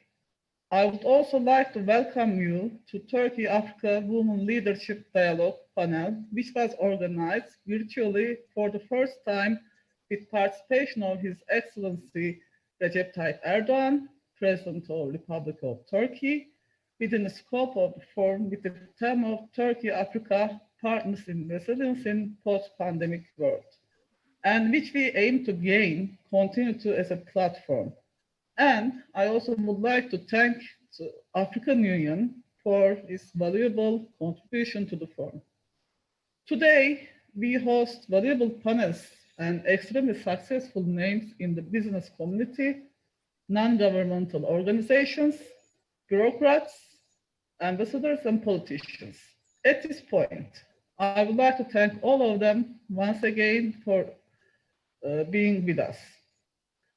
Distinguished participants, I would like to draw your kind attention to the fact within the business councils, which we have 146 operating under DEİK, the most business councils that are chaired by women are within African business councils.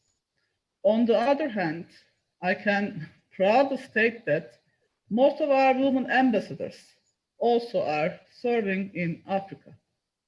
I think that this is not a coincidence.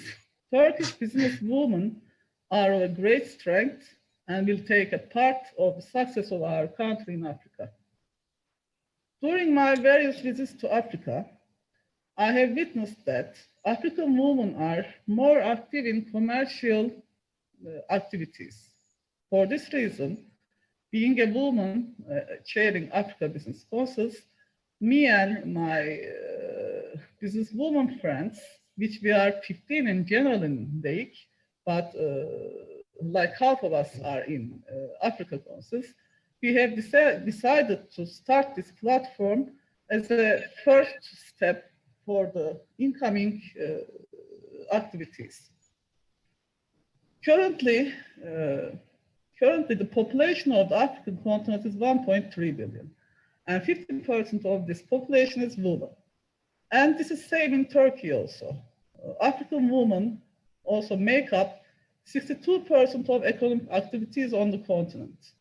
And according to the data of the Global Entrepreneurship Monitor, Africa has been the most successful continent for women entrepreneurship in the last few years. In addition, the visibility of women in decision-making process across the continent is increasing, and women presence in politics is very high. I also would like to draw your attention when we come to politics.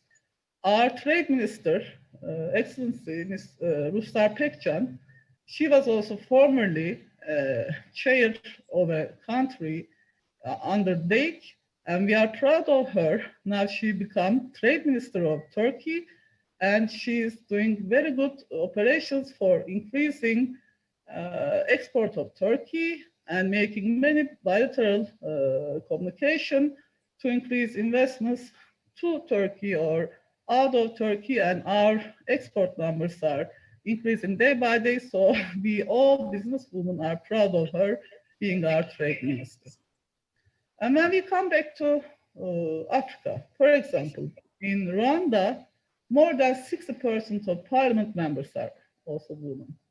In professional life, academic studies on the subject reveal that companies with a higher proportion of women on the board, directors, executive boards perform better financially. Moreover, it's also among our goals to improve the cooperation of companies established by women entrepreneurs with public institutions and facilitate their access to financial resources through Turkey Africa Women Leadership Dialogue platform, which we took the first step today in order to increase the number of entrepreneurial women, support and encourage and inspire each other. And our plan, yes, today we are doing this virtual, but in April 2021, and hopefully we will be face-to-face and we will overcome this pandemic. And with the cooperation of our Minister of Trade, we want to make a panel or session all together with support of Africa Union, and we are planning a summit in Istanbul in April 2021, as I said. And it will be with a wider participation for Turkey Africa Economic and Business Forum. We aim to build a giant bridge from the African continent to Turkey during this year, but as I said, the pandemic ruined our plans. We believe that we have created a productive platform where all our stakeholders gain mutual benefit with this event. And from Turkey, we have 1,500 business people, and from Africa also more. I think total 2,500 people are making business connections and introducing to each other. Distinguished participants, at the end of my speech, I would like to give you some information about the Turkey Africa Business Councils. As Turkey Africa Business Councils, we become the voice of Turkey's private sector in Africa with our 45 country-based business councils and 50 counterparts from Africa. Our business councils, which consists of company representatives, investors, contractors, importers, exporters, logistic and service providers in African countries, continue their business diplomacy activities to improve our trade and investment relations. During our lifetime, we continue to support the business development activities of our members, and without lagging behind in the number of activities compared to last year, we brought together nearly 2,300 company representatives with more than 1,000 African entrepreneurs. In this virtual environment, as Tommy Fraser, founder of Cape Town-based Fraser Parfum says, there is an entrepreneurial spirit at the heart of every African. Those who survive the struggle, we are bold and docile enough to embrace change and celebrate doing things differently. This discourse is also valid for Turkish women. We want to increase the solidarity between Turkish and African women in this period, in which we continue our production and business without giving up the measures during the gradual return to normal life. I hope that we can get together in a physical platform. I greet you with respect, with my wish to work together with confidence and cooperate for a greater future. And I'm wishing from here to continue this first step, and we make preparations for April 2021, and let's make a good platform that African and Turkish women connect all the world and make many business activities. Thank you for coming, thank you for joining, and thank you for being with us today. Thank you. Ms. Berna. Thank you, Ms. Gözbaşı, for your kind remarks. Now I would like to start our panel with Madame Rekya Madugu. Madame Rekya Madugu, you are Special Advisor to the Togolese Republic President. You are an important figure for African women's rights in Africa. Female entrepreneurs, leaders, and politicians are at the forefront and extremely important in the continent. To what do you attribute Africa, women being so successful in these fields? Can you evaluate this subject from a historical, cultural, and sociological perspective?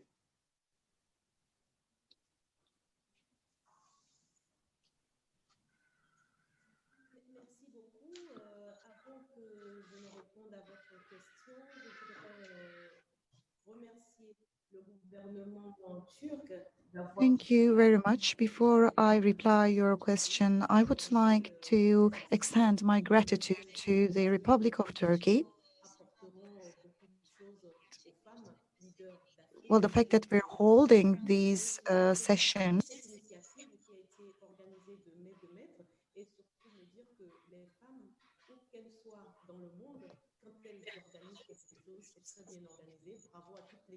Bravo à tous ceux qui ont mis les mains à la pâte pour pouvoir rendre cet événement possible. Merci aussi à la Commission de l'Union africaine. Yes, this has been a great organization. I'd like to congratulate you all. And above all, we need to congratulate one another because it's a success that we're coming together at the moment.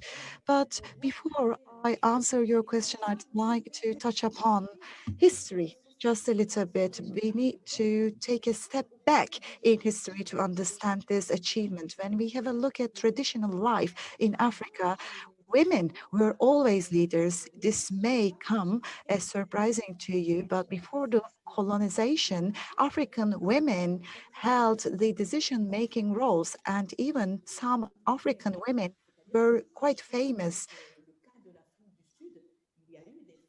During wars, there were quite successful female warriors. For example, let's have a look at South Africa. Women who kept a company of the king. Benin, for example. In Benin, we had quite a strong women like Amazons.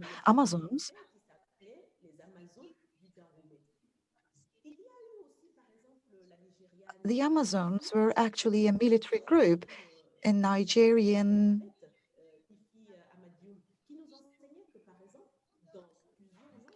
Women, for example, well, there was a broadcast that I listened to, and according to this broadcast, in many African countries, there is no discrimination between men and women. So in practice, though, in tasks and delegations, there was no discrimination based on gender. Looking at many African countries, this is the case. I'm talking about sub-Saharan Africa here. We have matriarchy. So this is basically about the dominance of women in societies. The tribal leaders were women. there are women who administer their villages and societies. So the societal structure was basically matriarchal. Looking at the language, we understand it. And as there was no discrimination between men and women, they didn't really think about delegating tasks according to genders. When you make a reference to a male or female, you use words that are not based on gender. So when women are assigned to certain tasks, well, some changes have occurred, of course. Stigmas were all over the place, and some men were trying to take over certain roles. Right after the colonization, societies had to face changes. They interacted with other societies, and some standards that were transferred turned into everyday practices. In 1970s, well, I would like to talk about my own country, Togo, for example. Togo is my homeland. In Togo,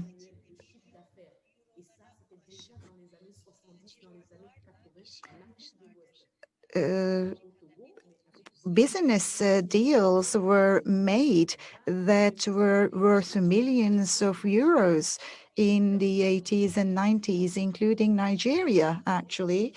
And these were women who were involved in the position. And after a while, women started to eye for positions in the government. Women understood that they had to stand by power.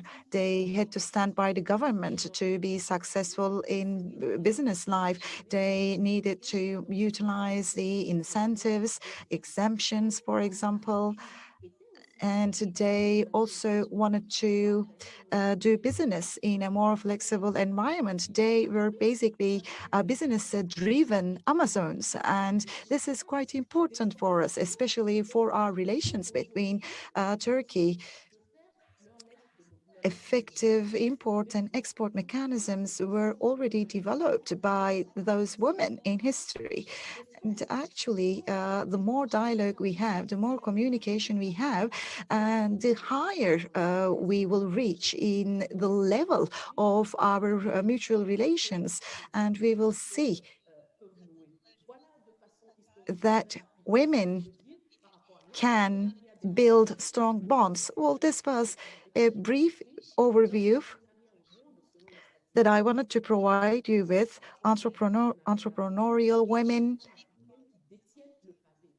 And this context of entrepreneurship, African women actually are on the first ranks. Yes, we have the leverage, we have the grounds. So in a way, they carry the torch already.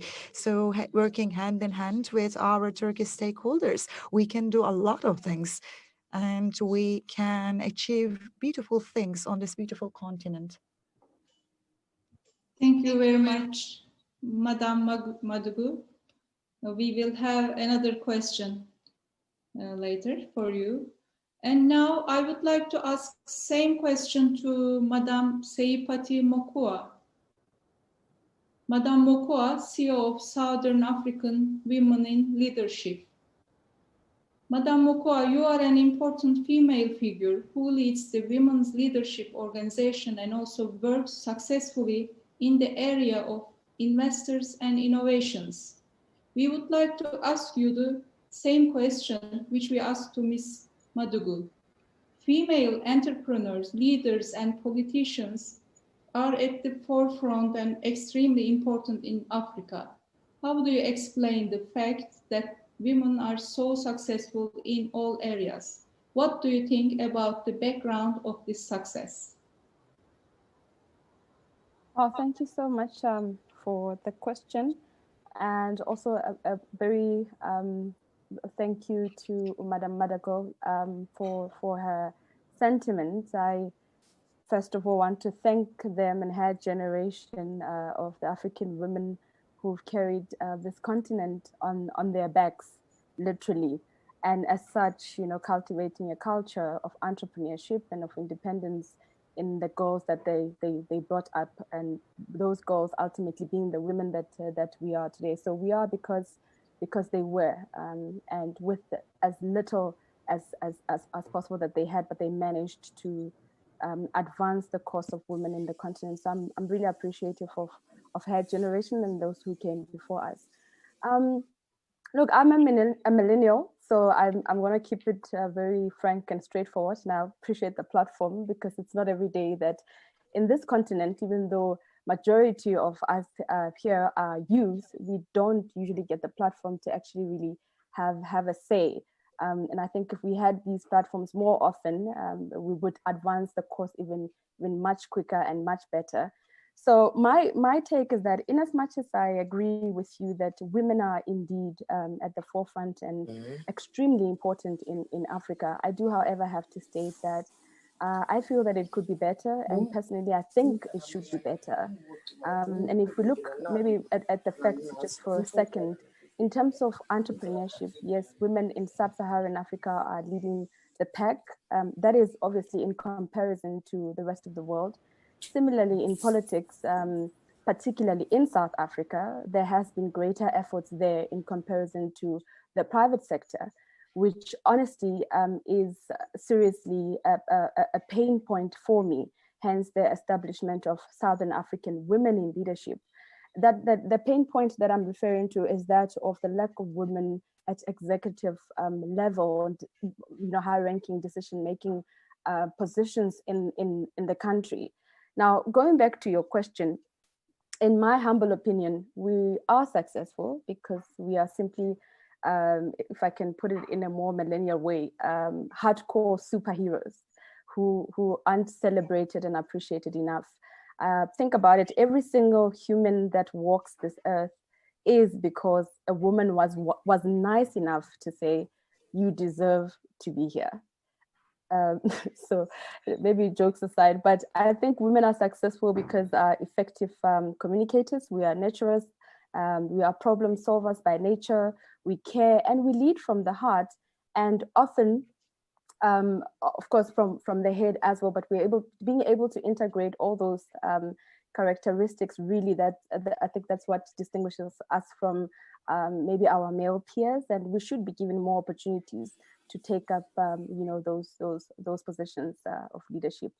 In terms of the background where an African woman's success is concerned, in as much as we are not yet where we want to be, we are grateful for the efforts that our continent is making towards the empowerment of women in all the sectors. There is obviously a lot of work that needs to be done, but in comparison to the rest of the world, we aren't too, shabby. I don't think we're doing bad at all. And hence I can appreciate your assumption that African women are doing great, even though us, the younger ones, feel that there's a lot that still needs to be done. And I think that notion or that perception comes from the fact that most of us are in the private sector, which is corporate, and it tends to be a little bit more challenging there in terms of ascending to the right positions in terms of power.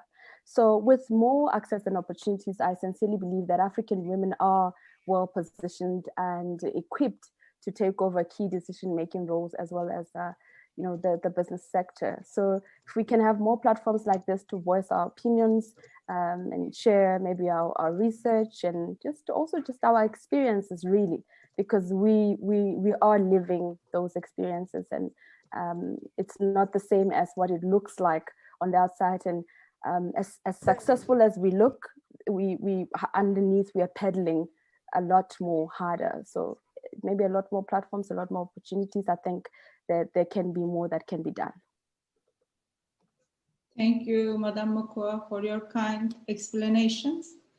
And now I would like to ask a question, Mrs. Ebru Özdemir, Chairman of Limak Investments Company. Ms. Özdemir, you are a businesswoman that stands out for equality and women's empowerment, both here in Turkey and globally. When you consider this period of the pandemic, how do you evaluate the need of female leadership globally and especially in Africa? You have also been carrying out Turkey's Engineers Girls project since 2015, and it's a project that I also follow and admire with excitement. As far as I know, you have the same project in Kuwait called Kuwait's Engineer Girls. Will we ever see a similar project in an African country where you have an investment? Thank you very much, and thank you for the invitation. And a special thanks to the panel on the women leadership, because I really appreciate all kinds of occasions on women, and I try to participate, as my colleagues know. And I'm happy to see that in such a big and a global event, there's a special session on women, because as women, we need to be more visible. Not even only in these panels, but also in every sector, every continent, every field. So it's very important that we have this panel. And like this e-gathering, we have very strong women as far as I see and meet in the panel as well. But a special thanks to Berna Gözbaşı. As we all know, apart from being she's the Turkish chairperson of a football team in the A-League. Super League, and football is the most male-dominated areas or fields in the world, like where I am, where I'm in construction, in engineering. We have a few women, so she perfectly knows that, and we all know that all women can do it, and we can do whatever we want, if we really want. And thank you to other Berna, there are two Bernas in this panel, for coordinating and for moderating this panel. As coming to your question, as LIMAC, we are present in 4 countries in Africa. These are Egypt, Ivory Coast, Senegal, and Mozambique. And we do construction, cement, and airport management. And as a business group, we are actually active in 15 different countries globally. And we have more than 50,000 people working for us. However, in all the panels that I have been joining in all the webinars, I always tell that we see Africa as the potential, and we really would like to be more in Africa in different sectors and in different countries.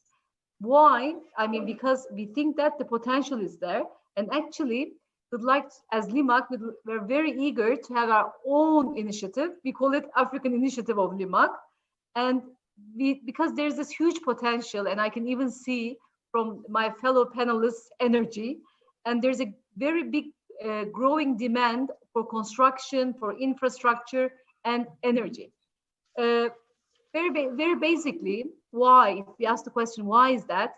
Because the potential is there, and the population is increasing very fast in Africa. Just to give you an example, my fellows know better than I am, but like Nigeria, in 1990, the population was 95 million. In 2020, this year, the population is 200 million. And by 2050, we expect the Nigerian population itself will be over 400 million, which means the population increases means new houses, new schools, new hospitals, new airports, new roads, new factories. So, which means basically the new infrastructure. And this is where we see the huge potential in Africa. And this is what we actually discuss all the time in Turkish Contractors Association, where I'm also a board member. And we also would like to really much focus in sub-Saharan Africa. And currently, the Turkish construction companies, we are not still as much as active that we want, like in other countries like Russia, Ukraine, Croatia. These are our main markets. However, Africa is on the target, and I criticize ourselves or my fellow companies because we are not still there in the African initiative. However, the Turkey, the government, since 1998, and actually, especially from 2002, with our president, with the cabinet, with all ministers, there's a huge initiative, very fast and energetic initiative has been started. Like also not the governmental initiatives like TICA, private sector, they are very much active there. As you also said, I'm active in all women platforms, and Turkish Women Engineers is our flagship project where we support the Turkish women to be engineers. Of course, if they want to be engineers, I'm a civil engineer myself, but we have this initiative also in Kuwait where we're building the airport.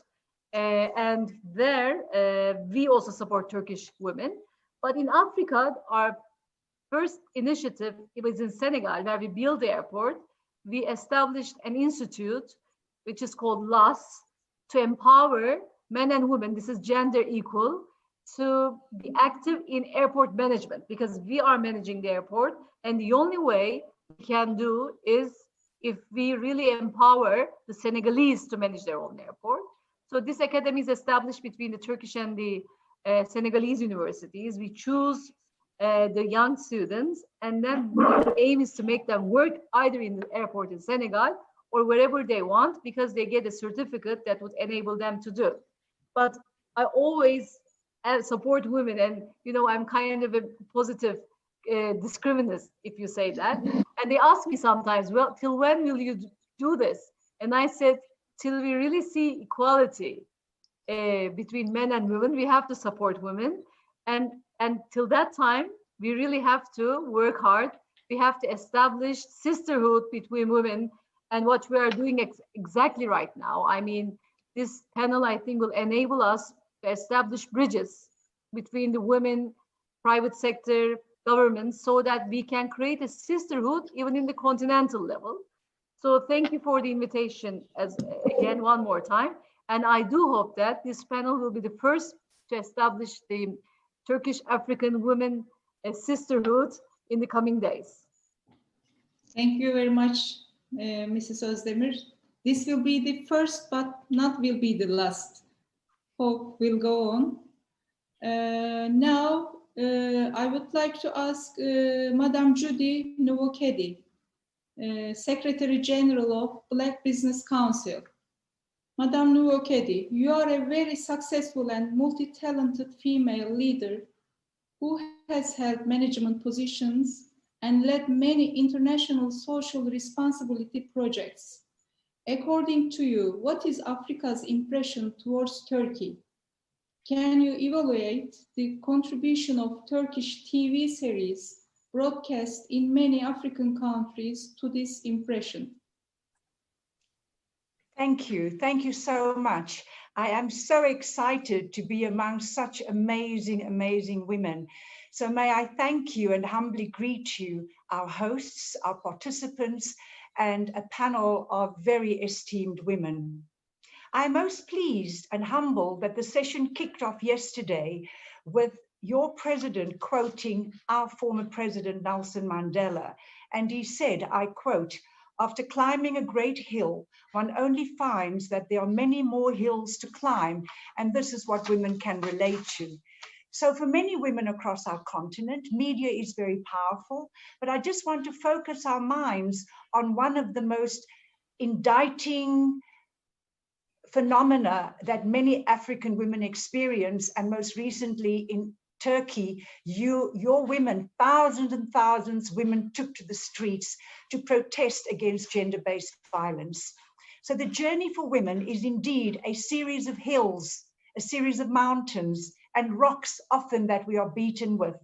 And we are thrown off cliffs and pushed into canyons, yet we have not been buried, and we are still here stronger and more determined.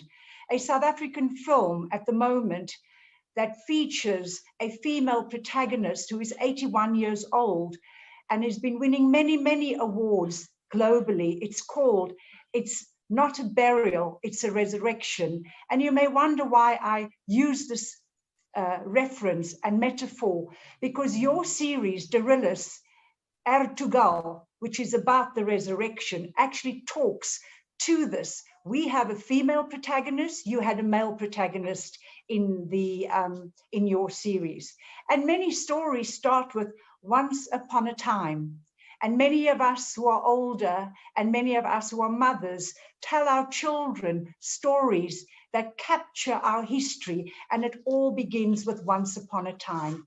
So your Turkish radio and television series, which explores fascinating stories about African personalities who have largely been ignored, from playing soccer in Turkey to today managing the Ottoman court and the palace has reached some of the audiences in Africa, and I believe it has the potential, and TRT, together with us as African broadcasters, can tell more stories that must reach many, many of our communities, because there is more to us as Africans than Turkeys, because apart from teeming population of African immigrants in Turkey, there is a 40,000 strong population of African Turks whose ancestry can be traced back to the days of the Ottoman Empire. And these are the stories that we should tell together in partnership. Turkey has a long, fine history in cinema and produces high quality television, which is not broadcast and does not reach across Africa equally. Our two dominant broadcast players on the continent, MultiChoice, DSTV, and SABC, identifies the enormous opportunities because media and entertainment is a multi-billion-dollar industry. But here is the crux, that when we portray women and when we tell female stories, we need to make sure that the right, like when we say what is wrong with the picture, we need to make sure what is right with the picture. So I would urge greater partnerships between media owners to leverage the multiplicity of talented African writers, African actors, producers, directors who are celebrated in Hollywood. We have our own Nollywood and we have Bollywood. Maybe we must have Turkeywood. But what is important is that the content needs to be authentic. It needs to resonate with audience, because after all, this is what shapes and creates societies that embrace each other, and we tell the story about the other. Content has the power to change prejudice. It can change patriarchy. It can ensure that patriotism that is not nationalistic and partisan is what we create. So to answer your question, moderator, that we need to ensure that as we partner with your broadcasters and your media industry, that we make sure that we paint a gender picture that encapsulates that women's rights are human rights, that media can change the paradigm and the mindset. Media can change the portrayal of any group of people.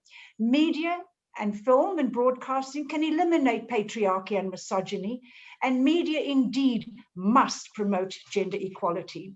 So let's work together towards crafting co-production treaties to promote Turkish and African content that is authentic, that resonates with both and all our peoples, and above all, protects the portrayal and the depiction of our great stories, our great history, our heritage, for a future of peace and prosperity that changes the outcomes of our lives and the destiny of our respective countries and nations.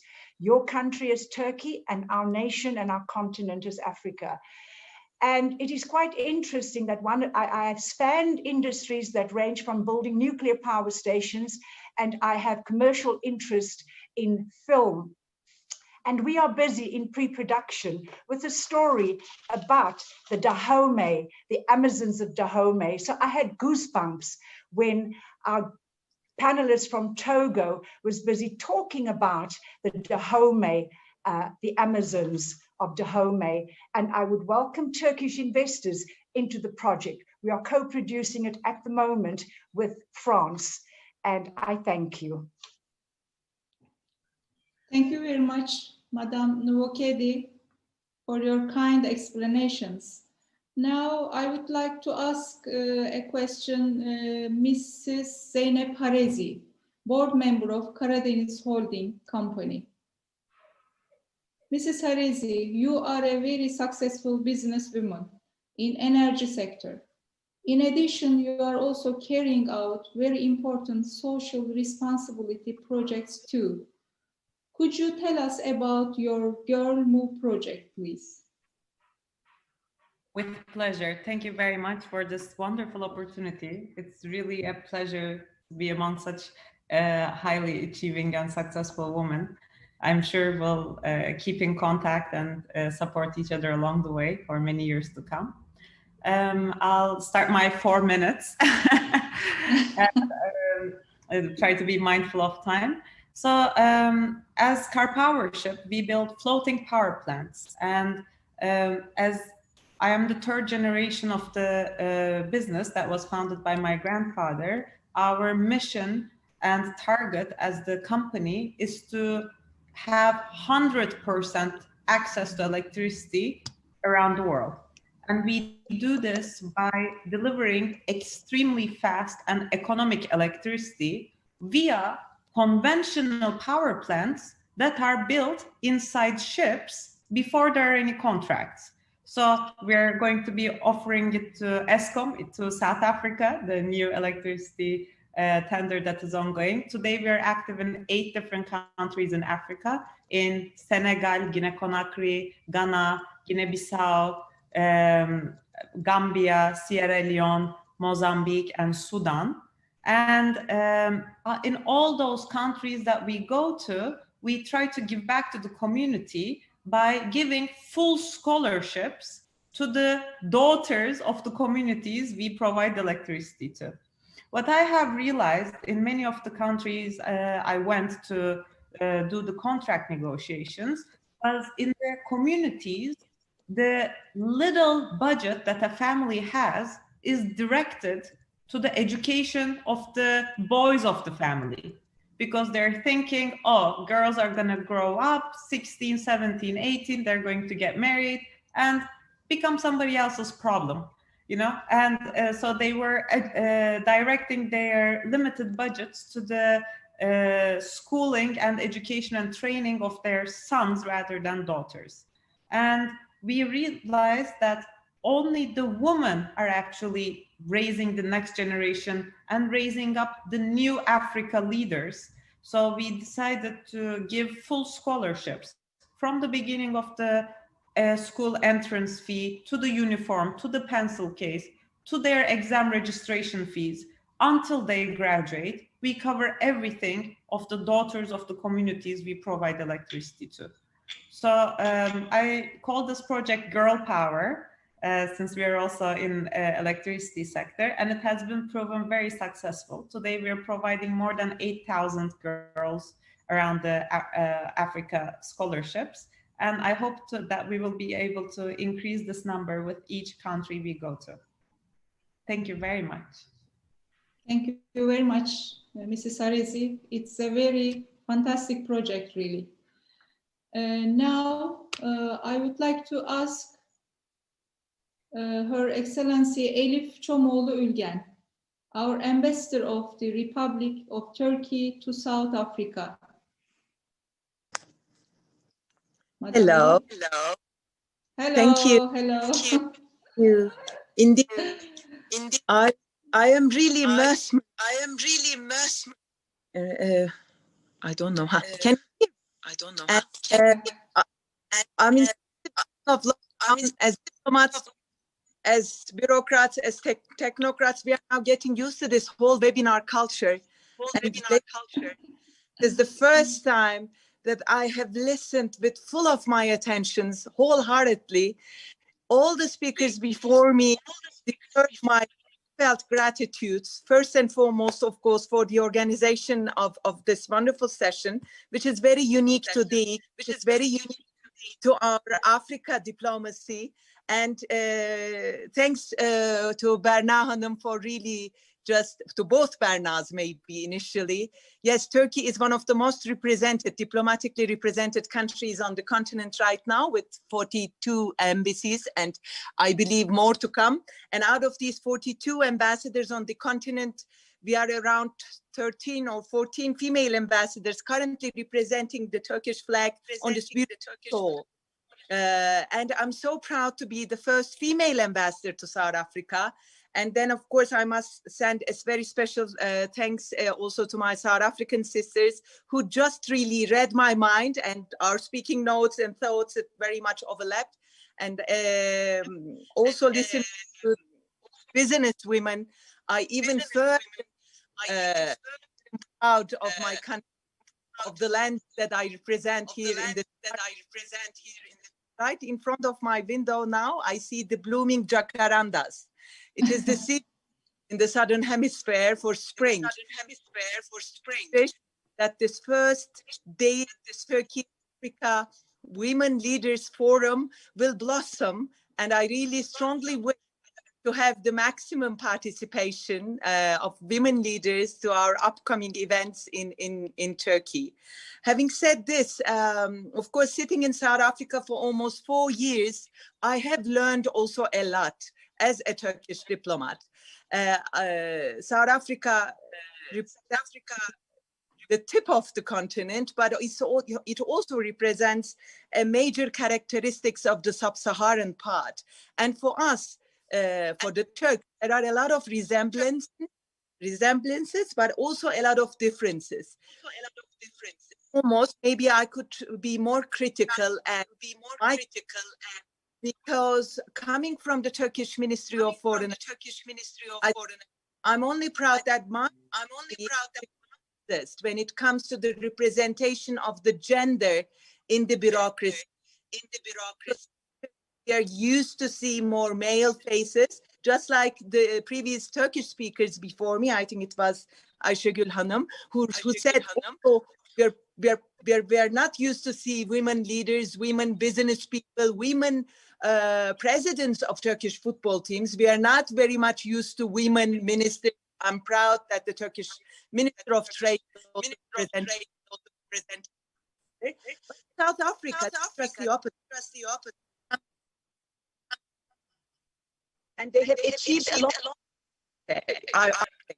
Because currently in the South African Parliament, in the South African government, they are one of the few countries in the world who had reached the almost 50% representation, which is a dream for people like us in Turkey. However, having said this, I must align myself with the previous speakers from South Africa, where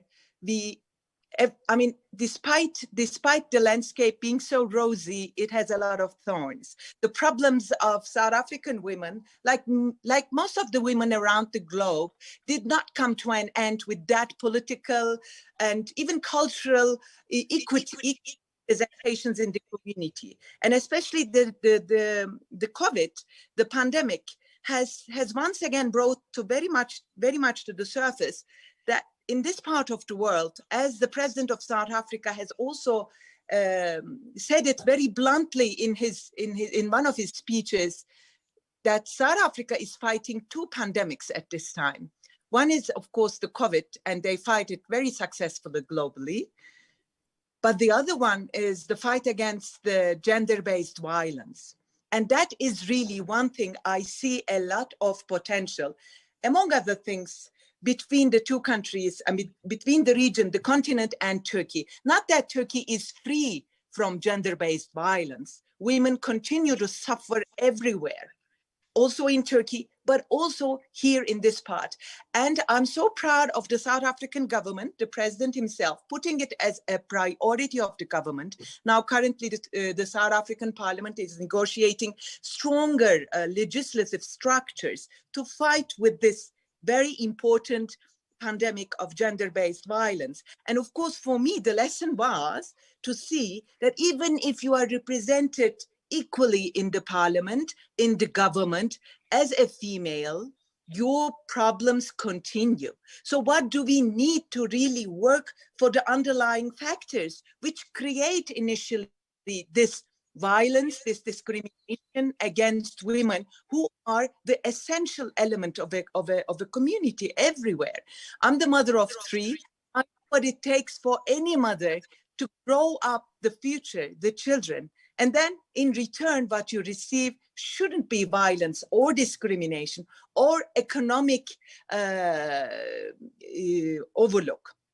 So obviously, I think globally, but also as Turkey and the continent, there is a lot of room for us to talk about this, particularly talking with the trade women of Turkey, with the Ministry of Trade of Turkey, very strong women representing business in my country and on the continent, who can really build the bridges of business. I think together, we all have this responsibility of fighting together against this violence, against the discrimination.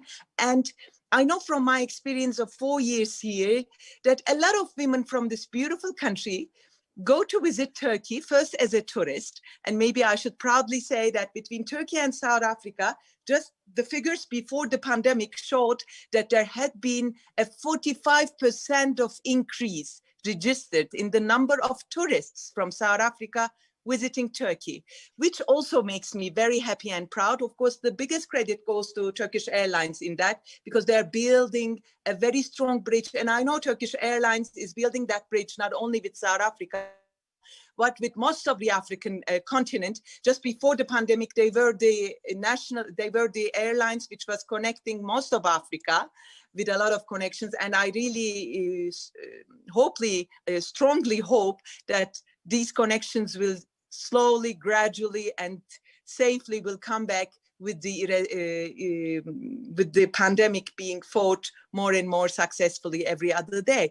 Yet, coming back to the number of tourists, most of these tourists were actually small and medium-sized business holders and entrepreneurs. At the beginning, they went as tourists, or they just stopped in Turkey for their future travels to other destinations, but they found out Turkey as a very valuable place to do their small luggage trading first. And now, by time I came to meet, especially women who opened up their little shops of jewelry, of textile, of those small souvenirs, and it really connects people.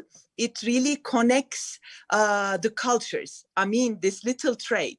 Obviously, for larger business, South Africa is yet another very big potential, and we work very hard on that. I think both from the diplomatic front and on the economic side, we look forward for our jewel companies like Car Power, like Limak, to come and explore the grounds here. I know Car Power is very close to that, and I keep crossing my fingers very strongly to have you here, particularly after hearing the wonderful initiative of the Girl Power Project. I'm really, I will be counting the days to host you here. So before further ado, maybe I just have chosen a poem, if I may.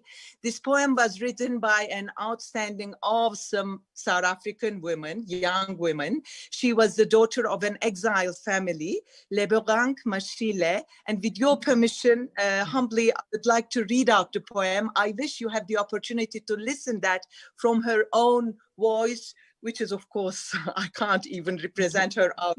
But I think the poem in itself represents the continuous challenges of women, not only in South Africa, not only in Turkey, but globally. And the poem is called Tell Your Story. After they have fed off your memories, erased dreams from your eyes, broken the seams of sanity, and glued what's left together with lies. After the choices and voices have left you alone, and silence grows solid, adhering like flesh to your bones. They've always known your spirit's home, lay in your gentle sway, to light and substance, but jaded mirrors and false prophets have a way of removing you from yourself. You who live with 7 names, you who walks with 7 faces, none can eliminate your pain. Tell your story, let it nourish you, sustain you, and claim you. Tell your story, let it feed you, heal you, and release you. Tell your story, let it twist and remix your shattered heart. Tell your story until your past stops tearing your present apart. So let's tell our stories. Thank you very much. Thank you very much. Thank you very much, Her Excellency. It was a great poem. Can you please share this poem with our group? It was a great pleasure you are with us. Thank you very much. Now I would like to ask a question to Madame Adama Cisse, President of CFAAD. It was a French name.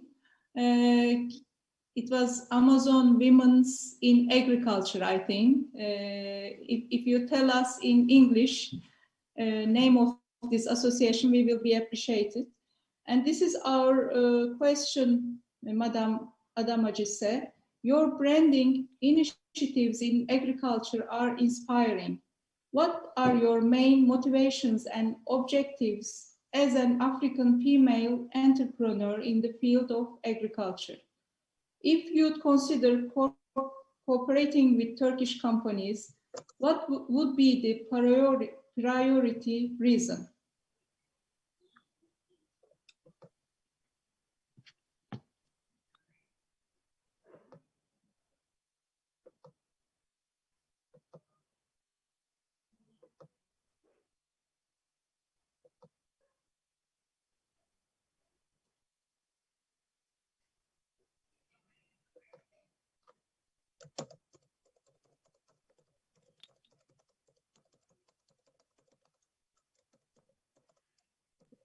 I think she is not with us.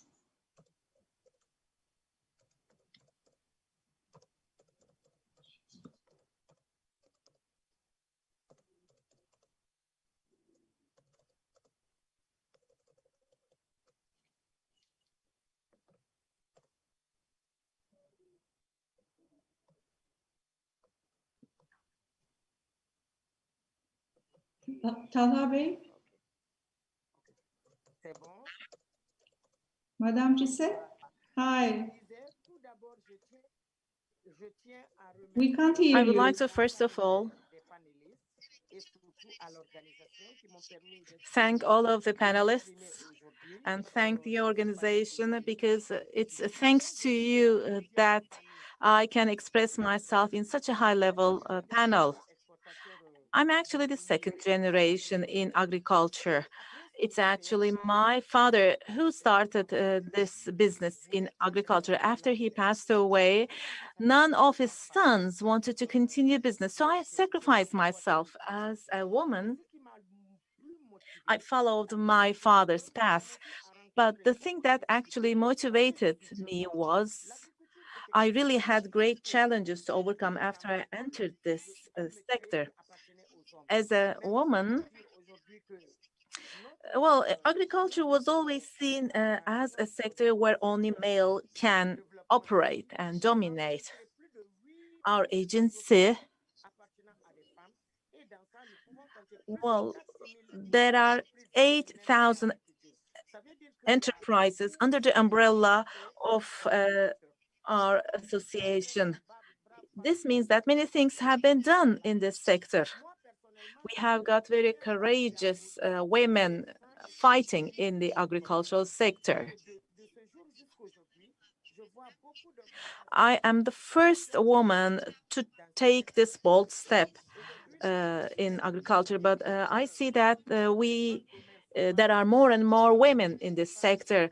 Agriculture is no longer seen as a sector where only male are present. There are more and more women entrepreneurs. Yes, we do face challenges, but I have to say that the situation is better compared to previous years. We have got two female ministers. One of them is the Minister of Agriculture, and she's fighting for the rights of women. And the other minister, female minister, is the Minister of Empowerment, and they are coaches. They're fighting for our rights. Women in agriculture is a very, very noble task. It's a nourishing business. Agriculture as a profession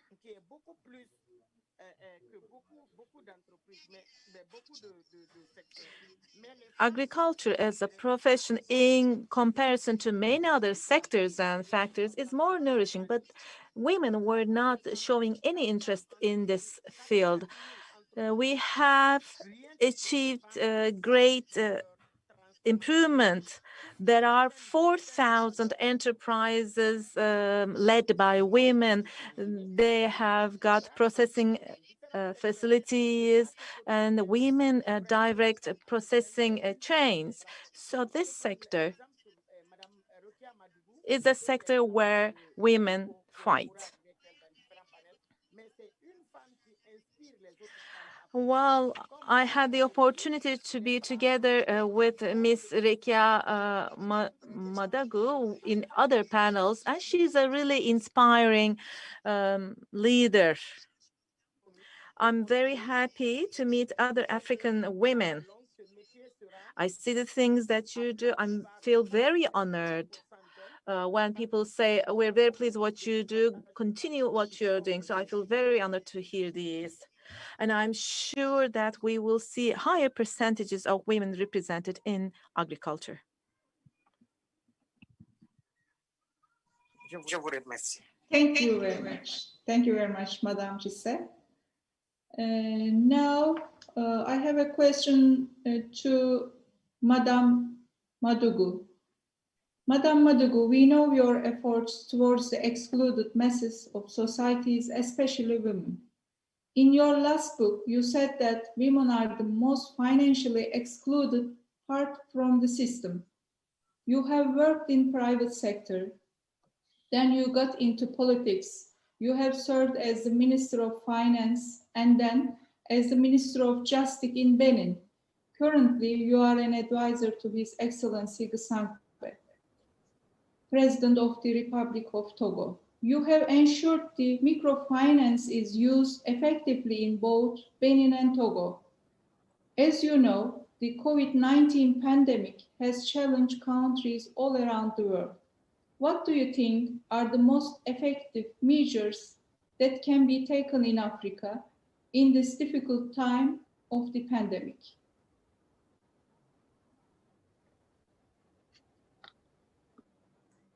Merci beaucoup, chère modératrice.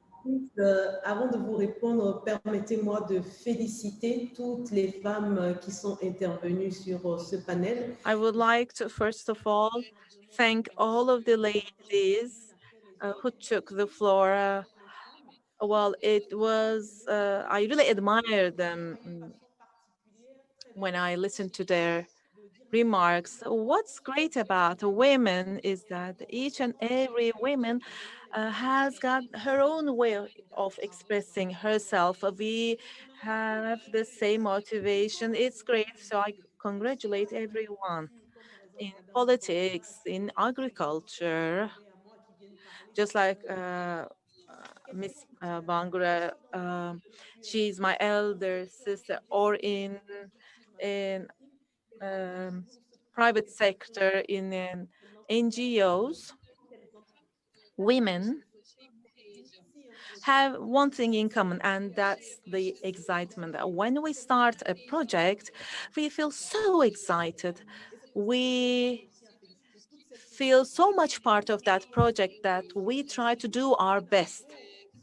So I would like to congratulate each and every sister of mine in this panel. When we listen to women, we can learn a lot. Now, my answer to your question is the following. I'd like to touch upon a few things. Well, these have been already mentioned in the panel. You have touched upon a very important point. And as you will see in my answer to the second question, public authorities in crisis times have to take some measures. We have to be resilient.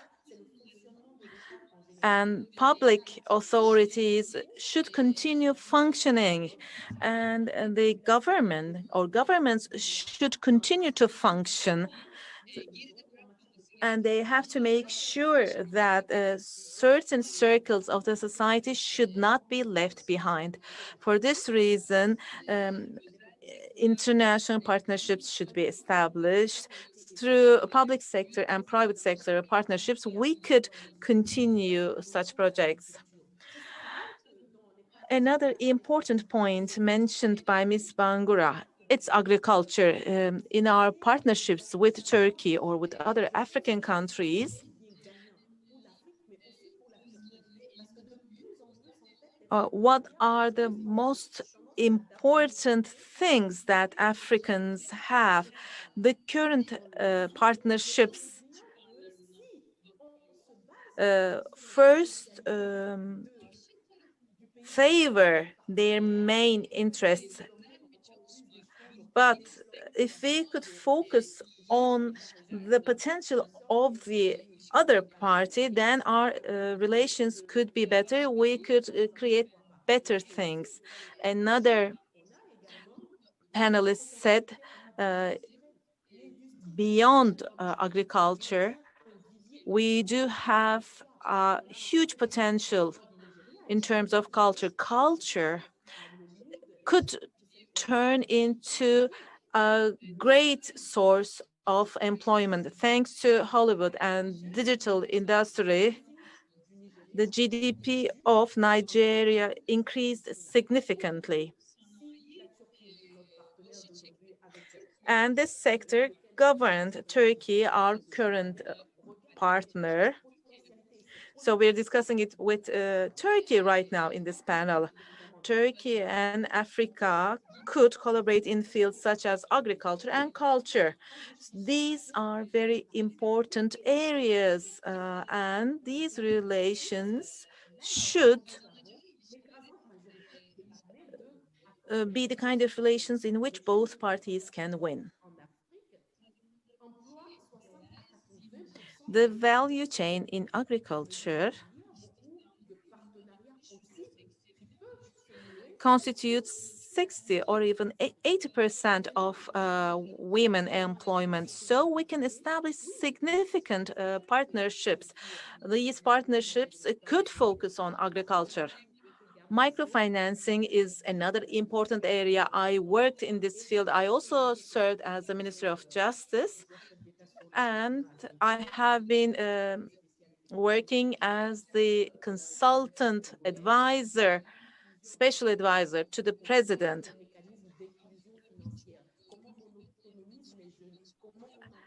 And I have offered my services as a consultant to many African countries, how we could incorporate women in the system, in employment, and how can we establish partnership with private sector or with international players.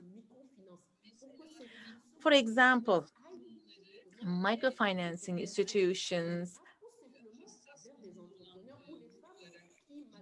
why do they go and address sensitive groups or women? Because financial isolation hits especially women, especially poor people, but even more women. We know, especially in Africa, the bonds that women have with properties. So there is deficiency of financial resources. There is a paradox that really is of interest to me. African women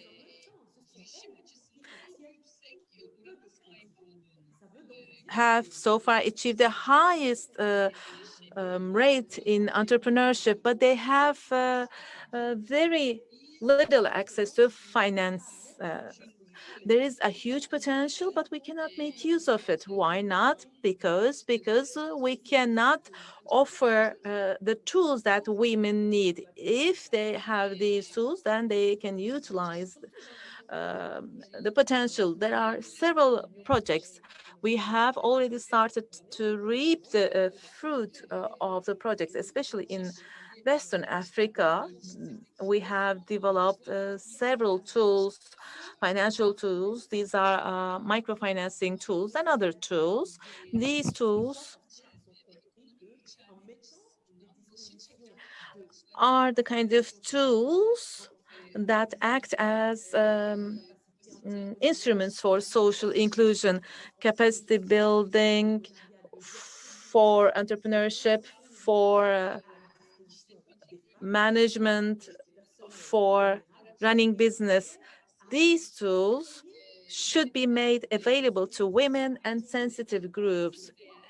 If we could achieve that, and we did that, we created an added value. And it's thanks to this that we achieved growth. This was a great contribution to national wealth. Before the pandemic,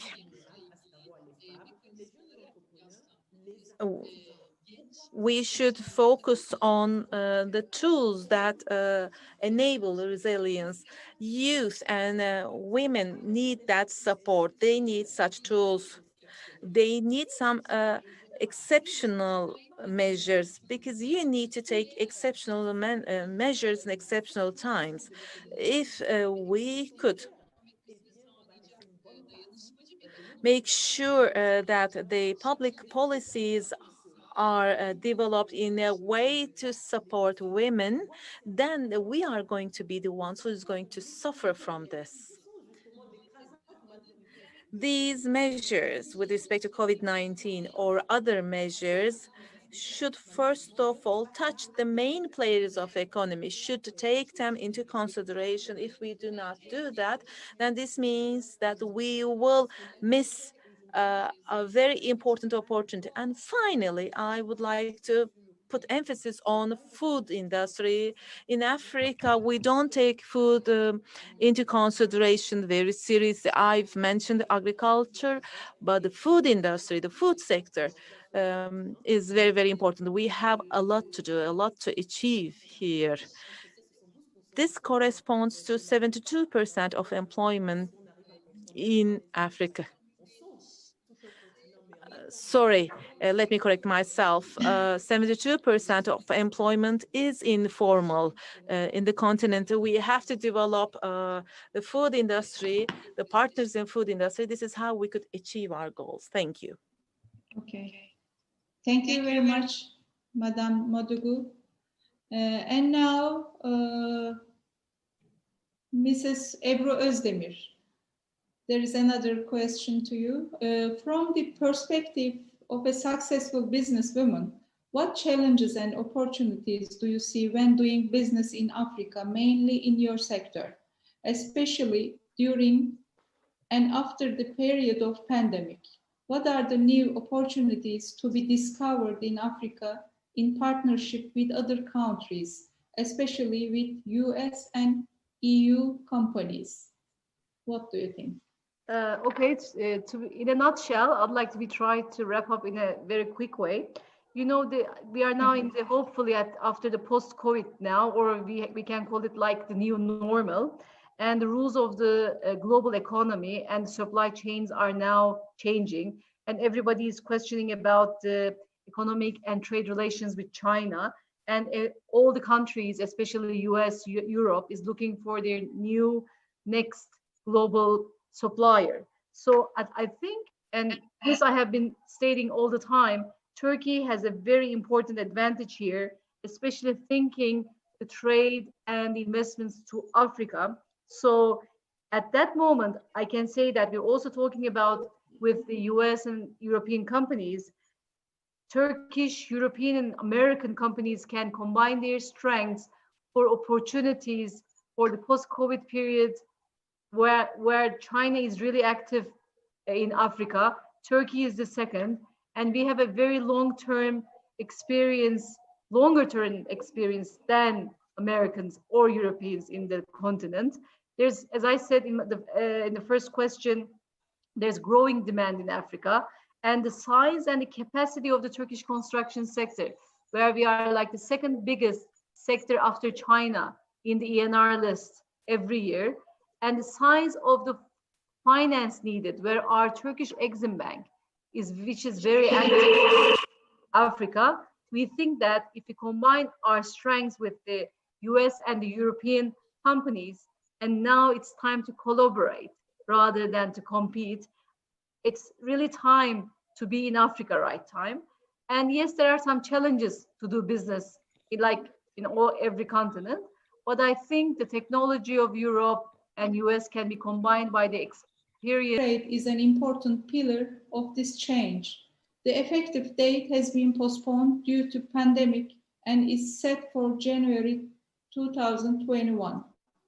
As a businesswoman, could you evaluate the potential and tangible effects of this agreement? What do you expect when the agreement comes into effect? What's your opinion? It's going to be a game changer. In business, we say, what is it that shifts the needle? That shifts the needle around the dial and off the dial. This is it. More trade and she trades. Can I repeat that? More trade for she trade. As a little girl, I dreamt of Istanbul. I dreamt about the Bosphorus. I dreamt about the cow shape and the Turkish mosques and the Turkish baths and the amazing jewelry and the markets. So I cannot wait for that great Turkish brand, Turkish Airlines, to take me from Johannesburg to Turkey as soon as our borders open. Because without air and without aviation and airlift, our challenges to trade are being severely constrained. So 1 minute about the Black Business Council. We are a confederation of apex bodies in the Black business community in South Africa. I am representing a band of phenomenal warriors of women, women professionals, women organizations, and women corporations. And we really want to reach out to all of our African sisters and our Turkish sisters to join us. We've launched a program called Sakuma Wenza, which translates put cash in the hands of women to protect women, Sakuma Wenza. And we also are working very hard for the establishment of women-only panels. So when we have infrastructure rollout, which is critical to the African Continental Free Trade Agreement, that there will be set-asides for women to build the airports, to do infrastructure rollout. A colleague of mine, Pumza, is populating our details on the Q&A group, so please go there so that you can contact us. The African continent offers growth opportunities that are perhaps only matched by our partners in BRICS, and we've heard that a major trading partner for us now is Turkey. Turkey's been doing phenomenal work, and we are going to miss you, Ambassador. You've become a great friend to us in South Africa. Maybe someone can ask the president to extend your tenure. So Africa's population is set to expand rapidly while becoming more urbanized and educated than ever before. By 2030, African household consumption is estimated to reach $2.5 trillion. By 2040, the urban population of Africa, imagine that, the urban population of Africa will be larger than that of China and India. What a market. And by 2050, Africa's population will grow to 2.5 billion people. Demand for consumer goods, such as food, clothing, furniture, consumer electronics, and construction materials for housing will grow alongside this population boom. The advent of megacities will create nodes of growth from which to expand more broadly into emerging markets. And an emergent young middle class, like our Sapatis of this world, who is on the call, will create a dynamic environment for entrepreneurship and the digital economy. So for women, we've always argued that one of our greatest barriers is access to markets and trade liberalization to open these markets. So this is the opportunity that the African Free Trade Agreement presents us with. 90% of goods traded, 90% of goods traded. It's my phone going off, I'm sorry, and my 4 minutes are up. So 90% of goods traded will be duty-free. So the agreement, may I just switch off the timer, stop? The agreement will open lots of opportunities on the continent. On what we expect when the agreement comes to effect, the only thing we must note is that whilst the agreement launches in January, some technical aspects of the agreement are still being negotiated. So once it's fully operational, after that, goods trades in Africa should be much easier and much cheaper, so it will help develop production capacity amongst our respective African countries, and that will allow more trade for she traders. Thank you. Thank you very much, Madame Nuvakedi.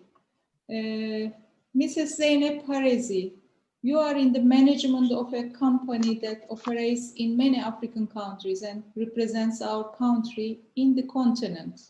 Your company provides energy to many countries, considering the relative low rate of access to electricity across Africa and the important role of electricity in the industrialization and development of countries. How should the Turkish energy sector plan its investments in Africa? What opportunities and risks should be prioritized, and how should risk be minimized? Thank you very much for this wonderful question. The way we were able to de-risk projects in Africa were to build conventional power plants in state-of-the-art shipyards in Turkey with the highest crane capabilities. Now, when you think of a major energy infrastructure, a decision maker, like a president, a head of state, promises their people during the campaign period access to electricity and increase of power generation within the 100 days of its arrival. But once a head of state or a minister of energy comes to power, then if it starts discussing with project developers, it will take them 2 years just to close project finance. And even if the project developers promise delivery of a power plant in 2 years thereafter, it's going to take 3 to 5 years thereafter. So in total, 5 to 7 years for a power project to be completed. And this creates a lot of execution and construction risk. So what we have done is to create a business model that completely eliminates those risks.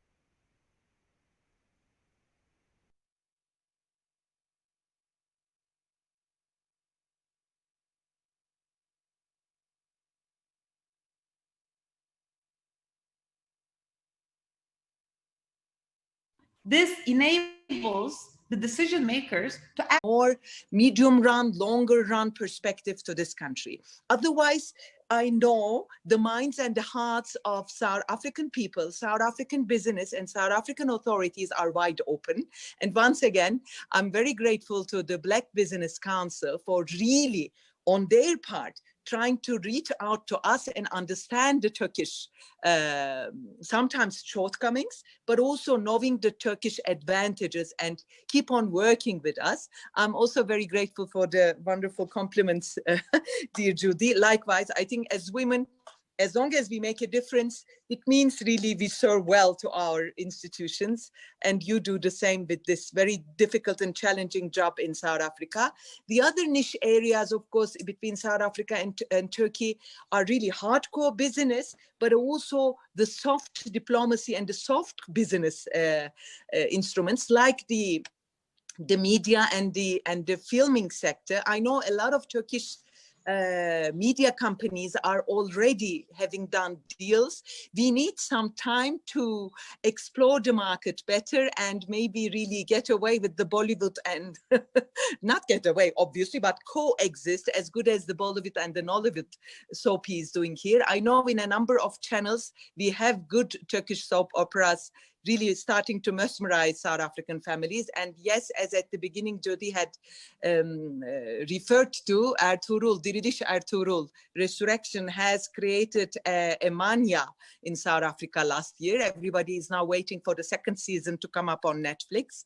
Other than that, really fashion, retail, of course, I mean, energy, automotives, mining, whatever you like from a Turkish perspective in terms of investing you find in the southern parts. I will cut it short. Once again, thank you very much for the opportunity. Your Excellency, we have a very limited time. Can you wrap up, please, your speech. Done. Gene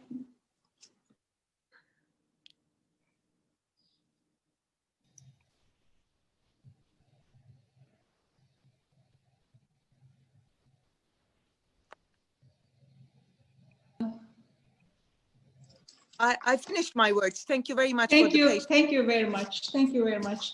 Now, I think our time is over, Mr. Talha. And I would like to thank all our participants for their inspiring speech and time. We hope this panel will be the beginning of increased collaboration between Turkish and African women. Looking forward to meeting with you soon in another panels. And I would like to, I will request closing speech from Mrs. Gözbaşı, our coordinator president. Thank you. Dear participants, as Ms. Berna said, I also would like to thank you for attending, being with us, and we really felt the sisterhood, as Ebru said, from today. And I hope this will be the first step. And I'm wishing not to leave this event here.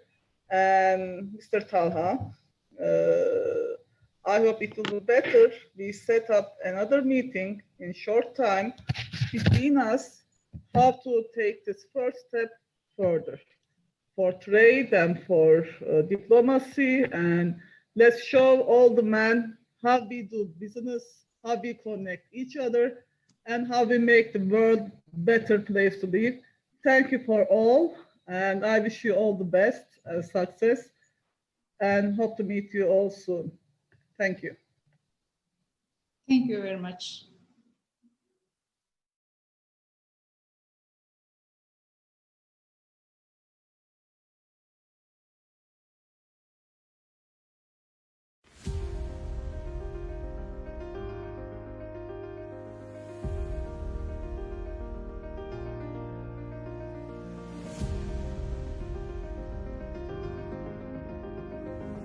Since 1985, we have been pursuing business opportunities throughout the world by embracing this motto: more trade. Everything began with these two words. It was then that the Turkish private sector united to adopt a joint vision, and I was given my name. Well, who am I? I am a business platform that is empowered by my founding institutions, business councils, counterpart organizations, and members pursuing business opportunities all around the world, uniting all of my stakeholders.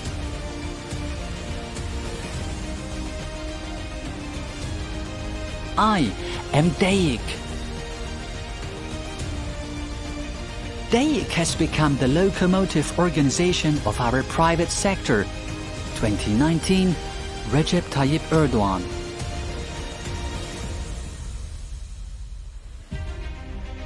Well, what do I do? Exports, imports, inward and outward investments, manufacturing, and so much more.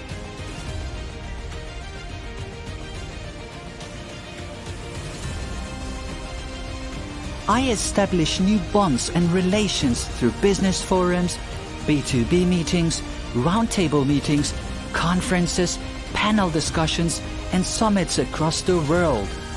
I have been vigorously striving to strengthen the dynamics of the economy, steering the world's wind of change, and enhancing interactions within the private sector. Hence, I generate major contributions to my members and to the private sector with the mission I carry.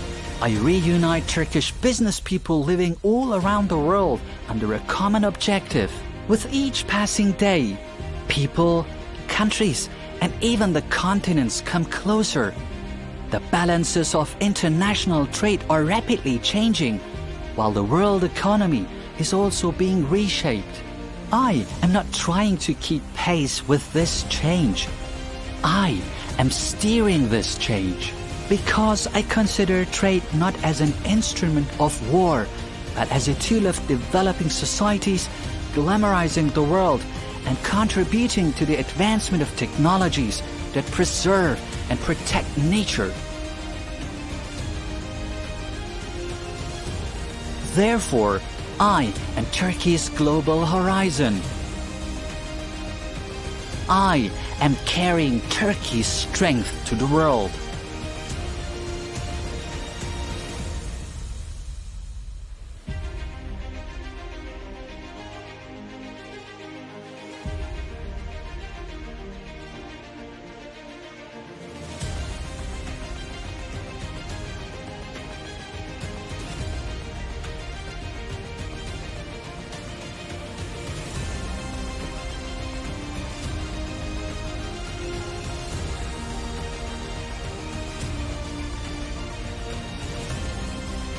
Now it is time to act together. I want to make business with you through my 146 business councils. I am a business platform empowered by my members. Because our mission is business diplomacy.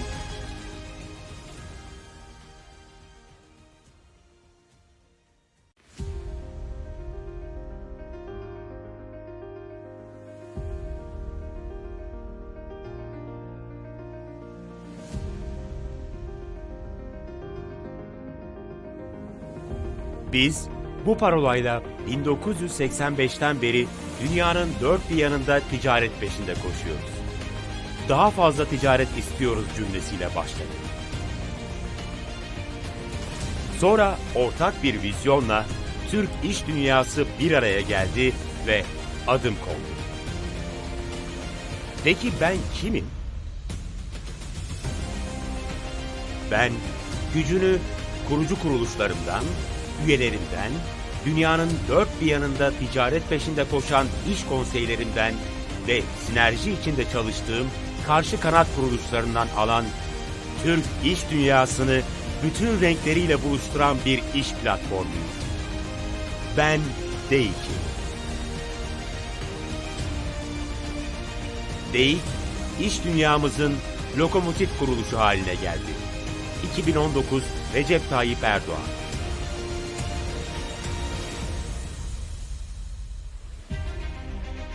Peki ben ne iş yapıyorum? İhracat, ithalat, yurt içi ve yurt dışı yatırım, üretim ve daha fazlası.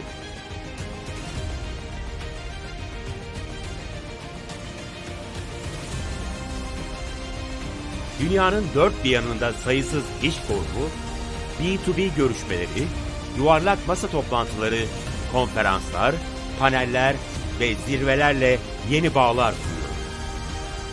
Ekonominin dinamiklerini güçlendirmek, dünyanın değişimine yön vermek ve iş dünyası içerisindeki etkileşimi artırmak için var gücümle çalışıyorum.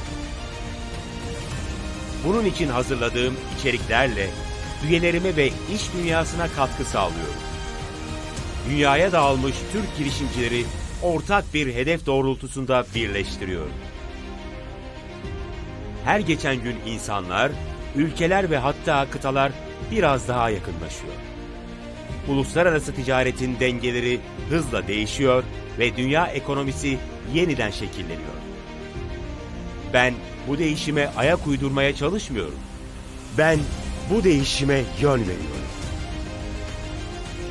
Çünkü ben ticareti bir savaş unsuru olarak değil, toplumları kalkındıran, dünyayı güzelleştiren, doğayı koruyan teknolojilerin gelişmesine katkı sağlayan bir araç olarak görüyorum.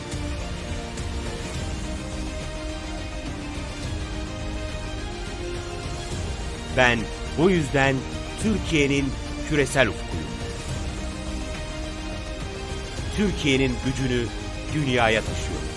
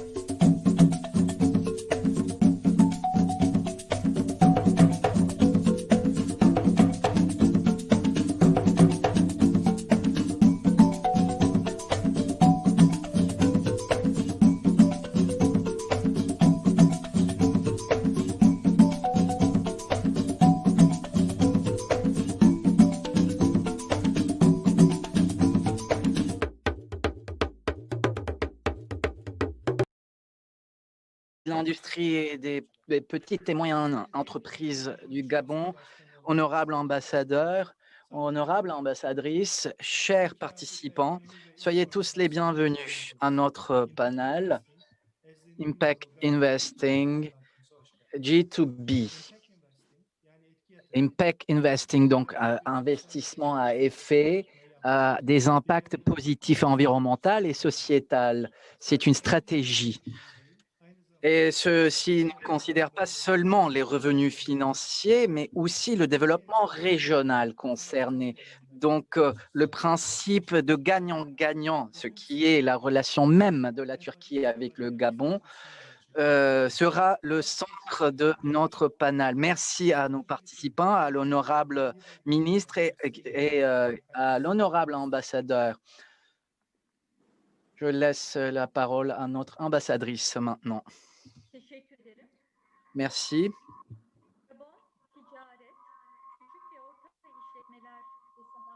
Alors, il y a un écho. Pardon, il y a un écho. Chers collègues, honorable ambassadeur du Gabon en Turquie, honorable ministre du Commerce et de l'Industrie et de petites et il y a un souci, je crois, honorable ambassadrice, nous avons un souci d'écho. Nous avons un souci d'écho chaque fois que vous parlez, madame. Je vais vous demander donc 2 minutes, s'il vous plaît, de patienter. Excusez-moi.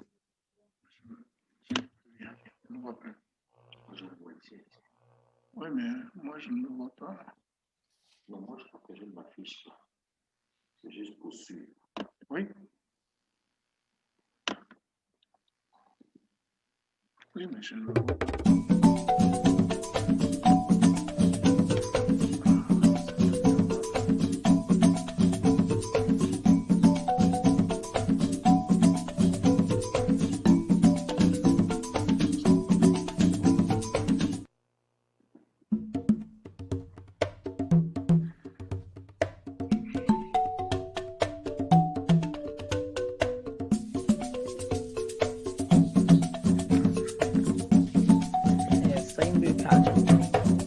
Odanızda birisi sesi dışarı alarak dinlediği için sizin mikrofonunuz yankı yapıyor.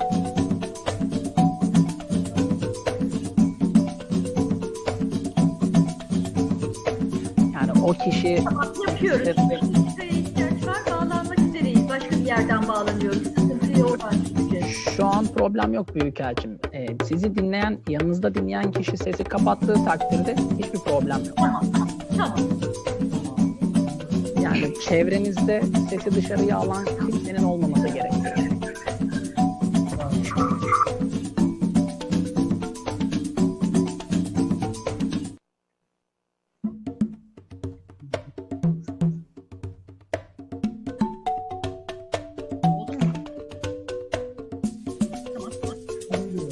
Beni duyuyor musunuz?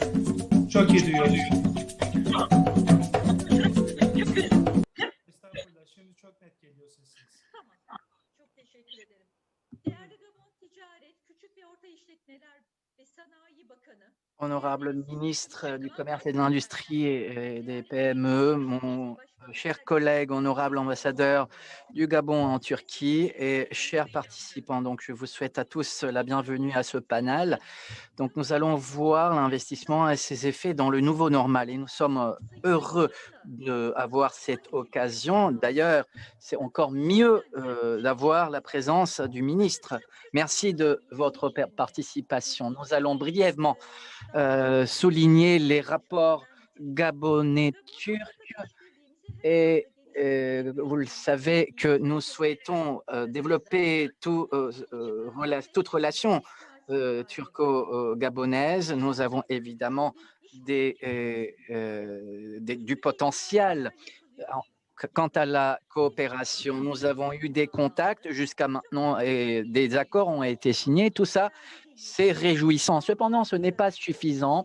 Nous devons avancer davantage et développer cette collaboration turco-gabonaise et les gens d'affaires sont motivés pour travailler ensemble. Depuis ma visite du Gabon, et, entre le temps où le Covid a commencé, nous avons réalisé plusieurs autres visites dans ce nouveau normal. Donc, évidemment que nous allons revivifier les visites bilatérales et nous allons, bien sûr, grâce à ces visites, encourager le partage de l'information et nous pensons que c'est important de pouvoir s'informer réciproquement et donc nous avons fait de la crise une ère d'occasion pour promouvoir la coopération sectorale. Nous avons organisé des occasions de réunion pour justement promouvoir la coopération des affaires entre les deux parties et nous avons commencé les entretiens. Notre objectif est d'augmenter le volume commercial, mais aussi d'augmenter le nombre d'investissements. Et c'est dans ce contexte-là que ce panel va nous être utile, car nous allons pouvoir être informés de la première bouche, autrement dit, du ministre gabonais en ce qui concerne les secteurs qui sont potentiellement fertiles quant à l'investissement et à la coopération. Je ne vais pas m'attarder plus, et donc je vous souhaite à tous un panel fructueux. Merci de votre attention. Merci, honorable ambassadrice. Je vous laisse la parole. Honorable ambassadeur du Gabon à Ankara. Merci. Monsieur le ministre, Madame l'ambassadeur, chers collègues, Monsieur le Président du Conseil d'affaires Turquie-Gabon, chers participants, c'est avec un réel plaisir que je prends la parole en cette circonstance particulière pour saluer l'excellence des relations de coopération et d'amitié qui existent si heureusement entre le Gabon et la Turquie. Deux pays frères qui regorgent chacun d'énormes potentialités de développement de leurs économies à travers des échanges commerciaux et d'investissement. Malheureusement, force est de constater que ce grand potentiel n'est jamais exploité à son juste niveau. Plusieurs propositions allant dans le sens de l'amélioration de notre volume d'échange ont été faites. La réunion de ce jour, qui a pour thème l'investissement d'impact comme nouvelle normalité, à mon sens, contribue à la recherche des solutions pour l'amélioration du volume des échanges globaux dans un contexte économique mondial difficile marqué par la pandémie du Covid-19. Nous osons espérer que les conclusions issues des travaux de ce jour profiteront largement à créer une résilience de nos économies à l'épreuve du Covid-19, gage de la nouvelle norme dans les échanges entre nos pays. Je voudrais fonder un espoir parce que, effectivement, comme l'a fait remarquer Madame l'ambassadeur, mon collègue, il y a eu beaucoup d'échanges, il y a eu beaucoup de réunions, mais malheureusement, les choses semblent rester au même niveau et je crois que nous devons, à partir de certaines réunions, regarder un peu plus vers l'avant pour faire en sorte que nos deux pays puissent profiter de leur potentialité. Je vous remercie pour votre aimable attention.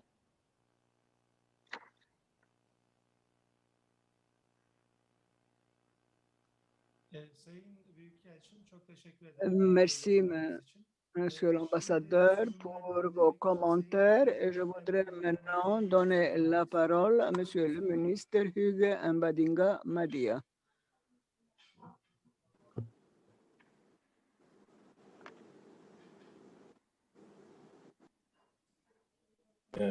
Merci de me passer la parole. Monsieur l'ambassadeur du Gabon en Turquie,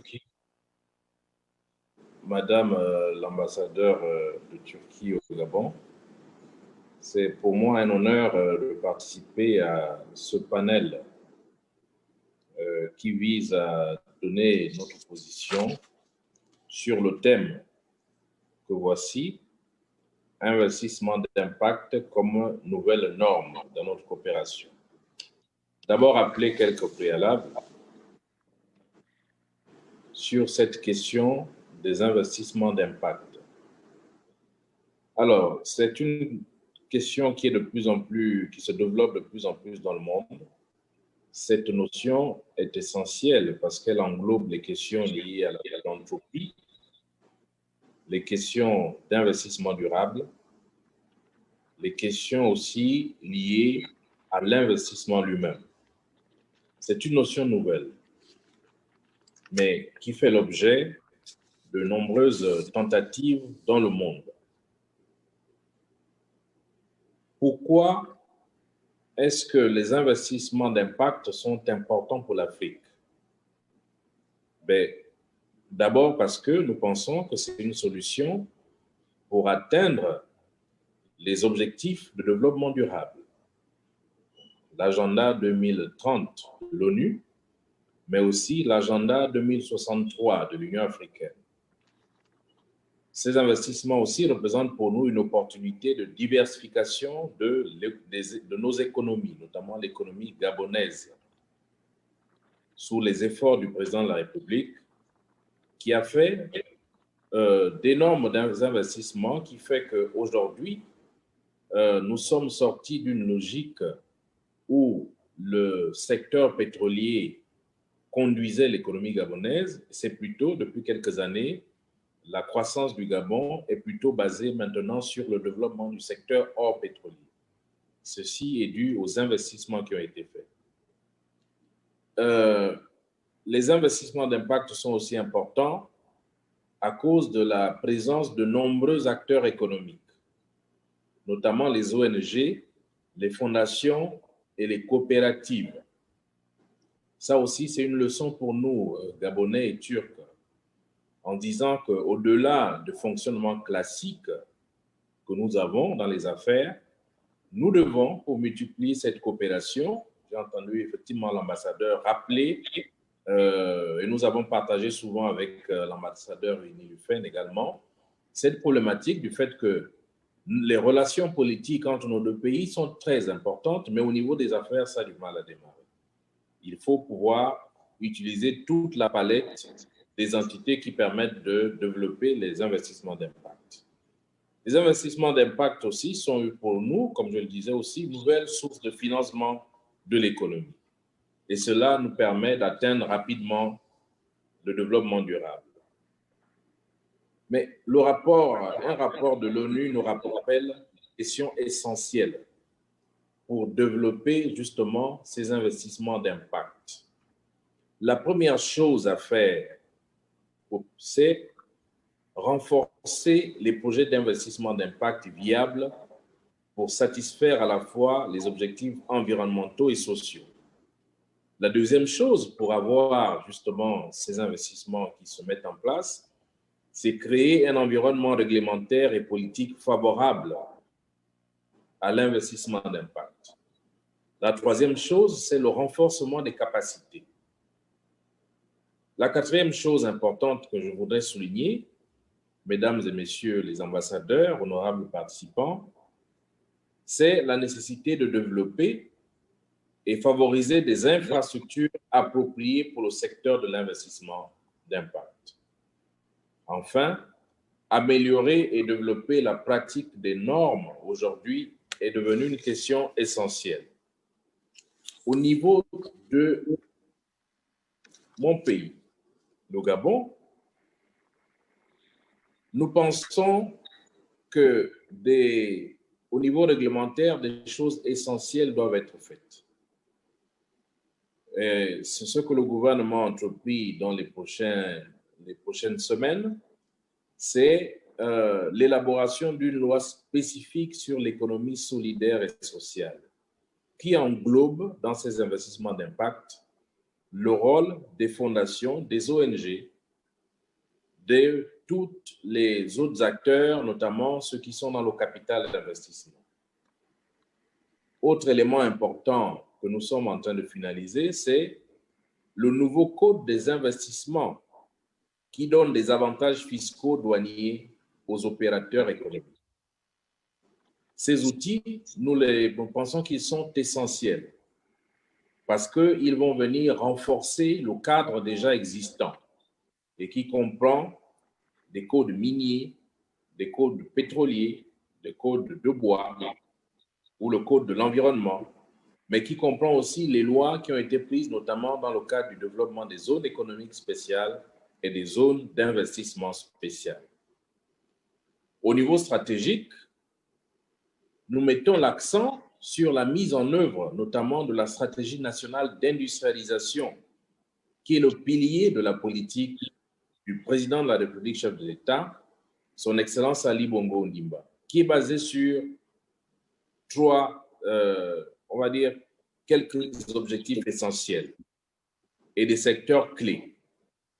Parmi ces secteurs clés, nous avons le développement des mines et de la métallurgie, le développement du secteur bois, le développement de l'agro-industrie, le développement de la pêche, de l'aquaculture et le développement des matériaux de construction.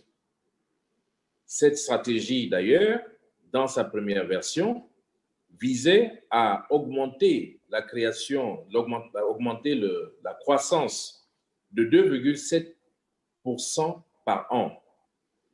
Et il se donne également pour objectif de multiplier les exportations par 5, créer 13 000 PME et PMI et permettre également la création d'emplois directs et indirects. Bien entendu, le développement de cette stratégie est assise également sur la mise en place d'un développement durable, parce que notre pays, le Gabon, se veut un pays respectueux de l'environnement. Nous visons un développement qui est basé sur le durable. D'où le Gabon a adopté une stratégie nationale de développement durable qui est axée sur la création de 13 parcs nationaux, 11 parcs marins et une foule d'outils qui font de l'écotourisme aujourd'hui un des axes de développement futur importants. Le Gabon vise à devenir un leader en matière de développement d'écotourisme parce que nous avons aujourd'hui un pays qui est, on va dire, bien conservé, un pays qui respecte l'environnement, un pays avec des potentialités importantes au niveau touristique. Je voudrais souligner, pour terminer, donner quelques exemples clés de ce que ont pu donner par le passé les investissements d'impact. Je voudrais parler du rôle notamment de la création de la zone économique spéciale dédiée à la transformation, la zone de Nkok. Cette zone est une zone, à mon avis, qui est un exemple que nous pouvons présenter, un exemple de réussite dans le cadre des investissements d'impact. Le président de la République, chef de l'État, son Excellence Ali Bongo Ondimba, avait pris la décision de suspendre l'exportation de bois en grumes pour permettre leur transformation. Sur la base de ces décisions, des investissements importants ont été enregistrés dans la zone économique de Nkok. Aujourd'hui, cette zone a connu une hausse de la capacité de production du secteur, donc passant de 66% entre 2009 et 2018. Cette zone également a connu une hausse de la contribution du secteur de plus de 2% et en valeur absolue de 100 milliards de francs CFA. Cette zone a permis également au Gabon d'augmenter les exportations de bois transformés et de passer justement à la deuxième et la troisième transformation. Cette zone aussi a permis une création importante d'emplois. Voilà un tout petit peu le genre de modèle, effectivement, basé sur un secteur que nous avons pu utiliser comme investissement d'impact sous les orientations du président pour concourir au développement du Gabon. Je voudrais souligner aussi, toujours en termes d'exemple très important, c'est le numérique. Le numérique aujourd'hui est devenu un secteur qui a un très grand potentiel.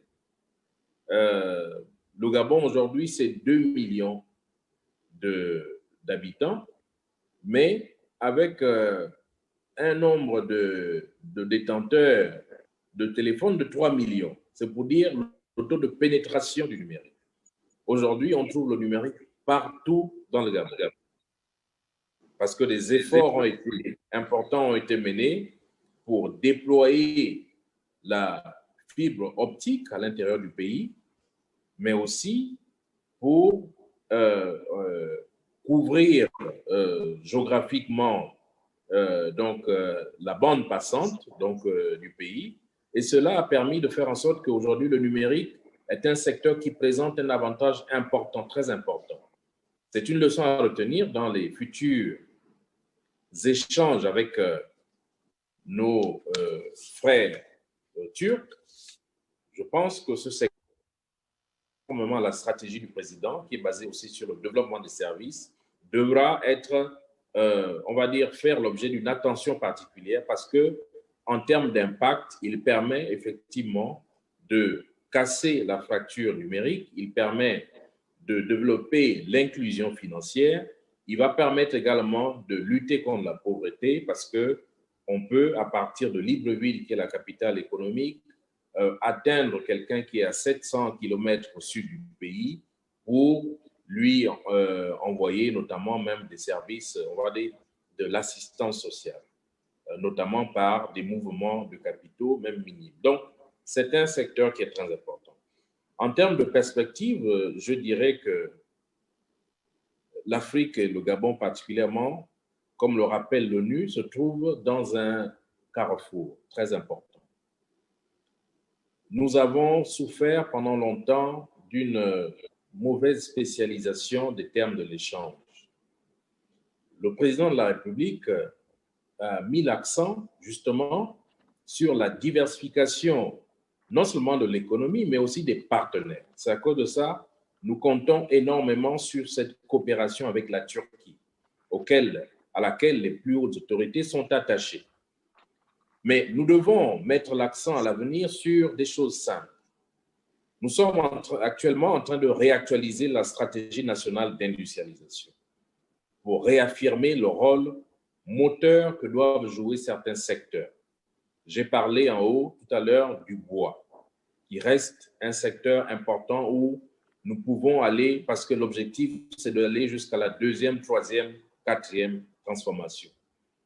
La Turquie est un marché potentiel à la porte de l'Europe.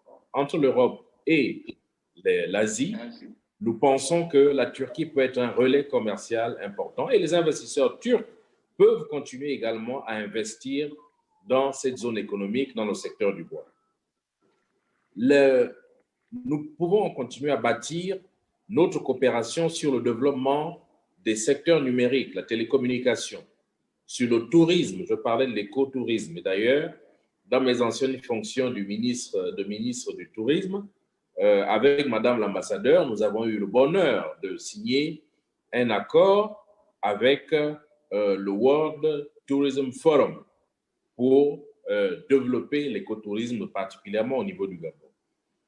Mais bien entendu, il y a des prérequis qui sont importants.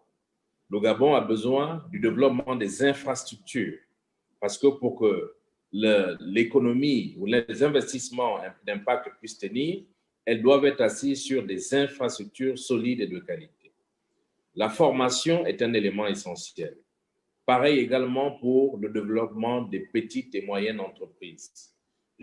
Je salue, pour terminer, les annonces qui ont été faites par ma collègue, Madame le ministre du Commerce de Turquie, notamment pour la mise en place de la plateforme d'investissement, d'une plateforme pour le commerce virtuel, mais aussi d'un forum pour les femmes leaders et les femmes entrepreneurs.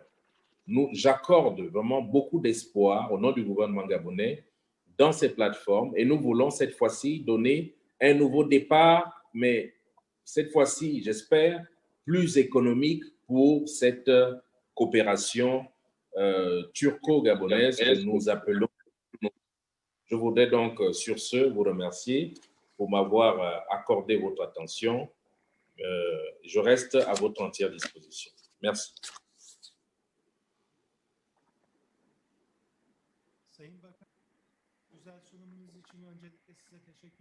Monsieur le ministre, je voudrais vous remercier.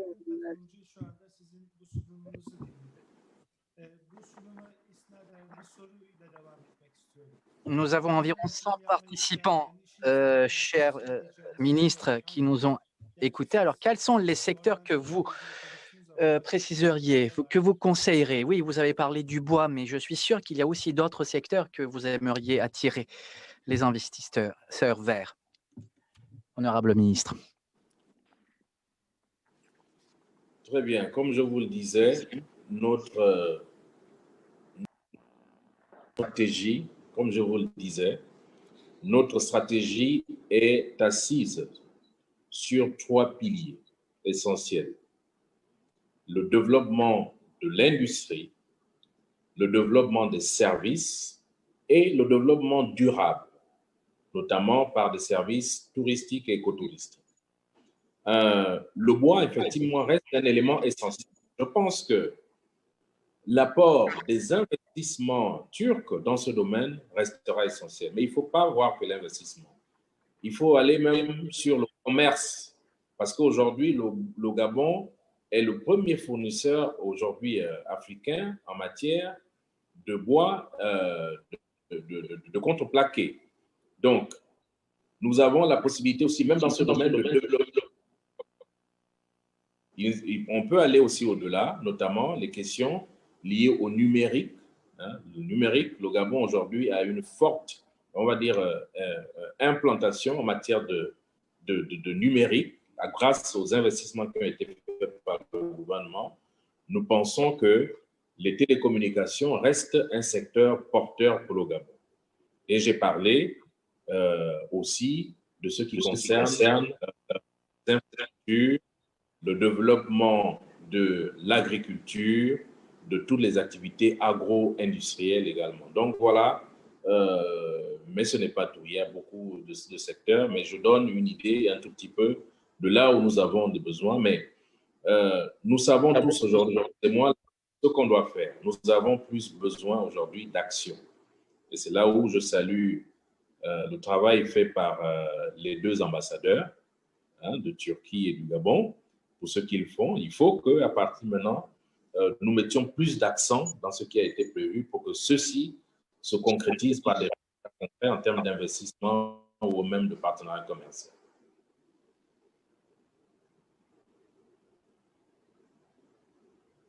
Merci. Merci, Monsieur le ministre. Donc, durant les réunions que nous avions réalisées avec la participation de nos 2 ambassadeurs, nous avons déterminé 4 secteurs, dont 3 sont en phase de négociation. Nos gens d'affaires, logistique et puis le recyclage sont en termes de négociation. Et, comme vous l'avez dit, le secteur de la télécommunication et le secteur du bois et les investissements pour ces secteurs, n'ayez aucune crainte que nous allons aussi les mettre sous loupe, ces secteurs-là, et nous allons les souligner pendant les réunions à venir. Dernièrement, qu'est-ce que vous conseillerez aux investisseurs turcs et aux gens du monde d'affaires turc, Monsieur le ministre? Bien, merci de me donner encore cette opportunité. Le Gabon est un pays ouvert. Nous avons un partenariat traditionnel ouvert la plupart du temps au niveau de l'Ouest. Mais depuis son accession à la magistrature suprême, le président de la République a entrepris la diversification économique du Gabon, mais aussi la diversification des partenaires. Nous devons briser la culture parce que je pense que nous devons apprendre, vous et nous, à mieux nous connaître, à briser les cultures pour que le partenariat entre le Gabon et la Turquie puisse produire des résultats au niveau économique. Je pense que si on doit tirer les leçons du passé, nous devons mettre l'accent sur une bonne préparation des projets. La question notamment des cadres stratégiques est importante, de savoir où on veut aller, mais il faut que les uns et les autres prennent le temps de bien évaluer les projets jusqu'à leur financement. Donc la question du financement de ces projets aussi est une question essentielle. Et aujourd'hui, au niveau du Gabon, nous avons une agence qui s'appelle l'Agence nationale de promotion des investissements, qui est un relais direct pour que les investissements puissent entrer au Gabon. Donc, c'est ce que je voudrais vous dire. C'est un message en vous disant que le Gabon vous est ouvert. Le Gabon vous est ouvert. De vous dire que nous devons continuer à travailler pour faire en sorte que les projets que nous avons conçus puissent être exécutés, mais en tenant les leçons du passé, prenons le temps de bien les préparer jusque dans le financement, parce que la question du financement des projets, par le passé, a posé aussi quelques soucis. Donc, voilà ce que je pourrais conseiller aux investisseurs. Nous sommes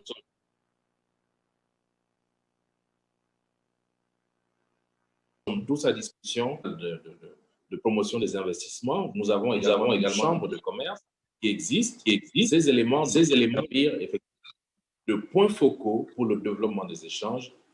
Surtout, les efforts doivent continuer à rester permanents. Je compte beaucoup sur cette réunion en me disant que nous devons éviter justement maintenant par intermittence. Nous devons faire en sorte que les échanges qui sont menés soient menés dans un certain rythme pour qu'ils puissent produire des résultats. Merci.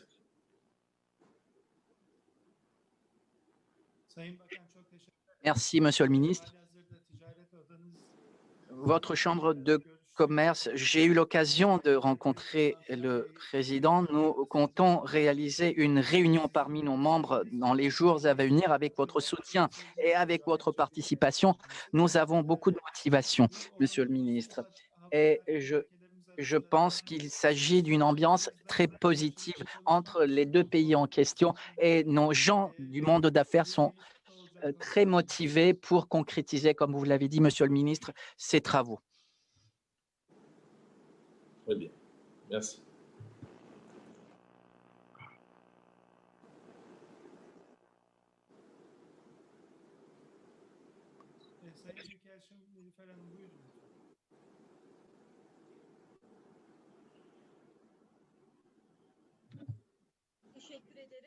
Merci. D'abord, Monsieur le ministre, merci beaucoup de tout mon cœur, tout d'abord, car vous nous avez présenté des informations très importantes et nous avons pu avoir en détail la projection du président de la République gabonaise. Comme Monsieur le ministre l'a affirmé, pour promouvoir la collaboration entre les deux pays, les ambassadeurs travaillant ensemble avec nos conseils des affaires, je suis persuadé que nous allons pouvoir les concrétiser. Pendant la pandémie, lorsque nous avons réalisé les conseils des affaires, nous avons, cela a déjà été dit, déterminé 4 secteurs. Et à propos de ces secteurs, les premiers entretiens ont été réalisés, même si c'était en visioconférence, mais cela a été réalisé. Je suis persuadé que d'ici peu, nous allons commencer à réaliser des visites sur le terrain et de façon réciproque. Les gens du monde des affaires turcs qui iront au Gabon et vice-versa. Donc, c'est quelque part bien que ce soit fait peut-être dans une première étape des entretiens en visioconférence, ensuite en face-à-face. Je pense que c'est un avantage. Je remercie Monsieur le ministre pour son soutien. Et grâce à ce soutien, des gens du monde des affaires qui étaient déjà intéressés par le Gabon le seront davantage. C'est ce que je souhaite en tout cas.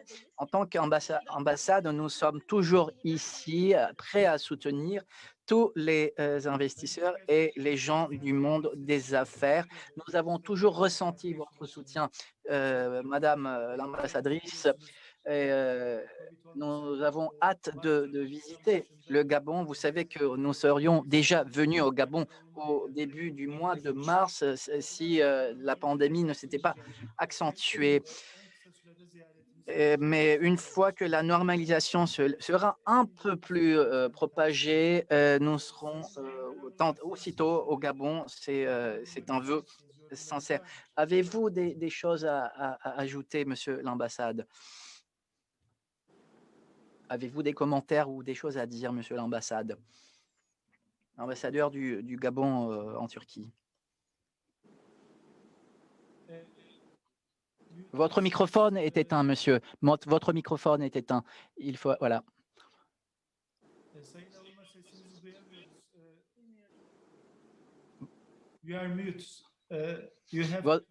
Votre microphone.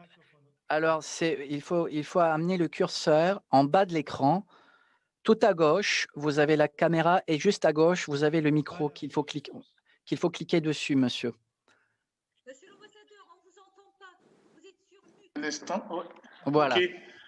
Oui, je disais que je vous remercie, n'est-ce pas, pour me passer la parole. Comme venait de dire mon collègue, nous avons eu des séances de travail sur certains points d'activité, certains secteurs d'activité tels que la pêche, la logistique et transport, la gestion des déchets. Mais nous avons malheureusement à ce niveau, après les échanges que nous avons eus au niveau de DEİK, nous n'avons plus eu le contact avec les hommes d'affaires des secteurs précités.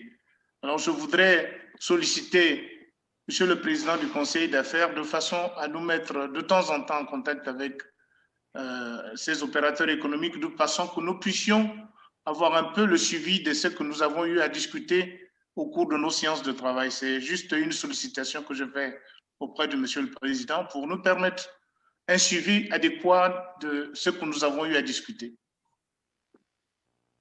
Merci beaucoup.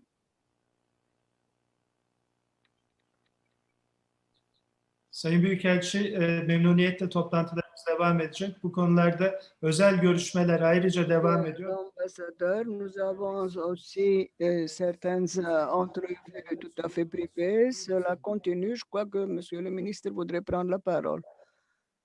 Oui. Merci de me passer la parole. Nous avons dit des choses très intéressantes. On a partagé cette volonté. Je voudrais dire qu'aujourd'hui, le Gabon pourrait vraiment se positionner à la lumière de la mise en place de la ZLECAf. La ZLECAf, qui est le grand marché africain, se met en place. Il faudrait que les investisseurs turcs qui visent le marché africain puissent faire du Gabon leur partenaire. Parce que c'est un marché important d'1,2 milliard de personnes, de plus de 3 000 milliards de dollars qui va se mettre en place. Et nous devons absolument, nous sommes ouverts à ce que, même d'un point de vue commercial, les investissements turcs intègrent cette donne pour partir du Gabon comme porte d'accès au marché africain. Le temps est court, mais j'étais en train de dire qu'il y a un autre secteur, parce que je vous ai entendu parler des discussions que nous avons menées jusqu'à présent. La crise du Covid aussi nous a laissé apprendre que finalement beaucoup de nos pays africains étaient fragiles du point de vue de leur vis-à-vis de chaînes de commerce international. Et l'un des besoins aussi sur lesquels nous serions vraiment intéressés, c'est la capacité justement à augmenter nos stockages pour faire en sorte que nous soyons, on va dire, un peu plus, on dessert la contrainte vis-à-vis justement des chaînes de valeur internationales. Vous avez aujourd'hui un cadre juridique qui est favorable à l'investissement.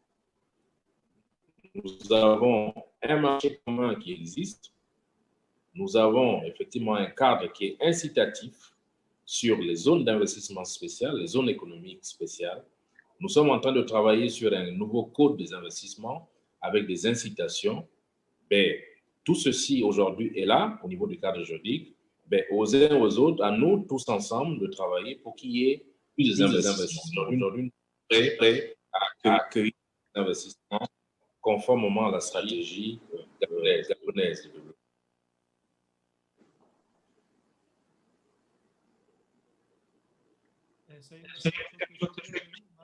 Merci, Monsieur le ministre. Nous avons des problèmes, nous sommes limités par le temps, c'est pourquoi nous devons terminer la réunion. Monsieur le ministre, Mesdames, Messieurs les ambassadeurs, chers participants, merci pour votre participation. J'espère que ces réunions vont continuer parce que les résultats seront de cette manière toujours couronnés de succès. Merci. Merci. Merci. Au revoir, très chers collègues.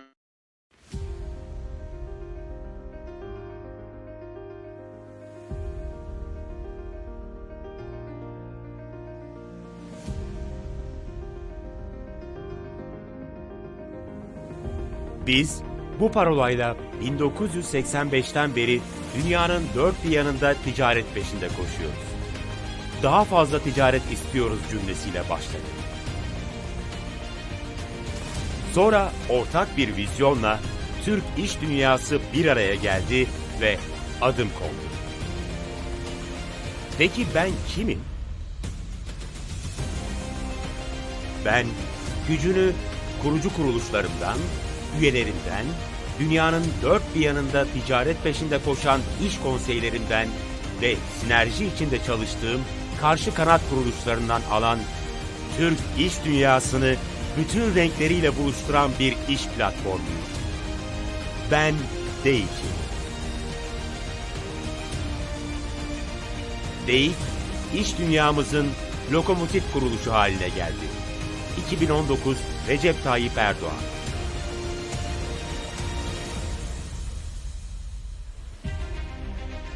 Peki ben ne iş yapıyorum? İhracat, ithalat, yurt içi ve yurt dışı yatırım, üretim ve daha fazlası.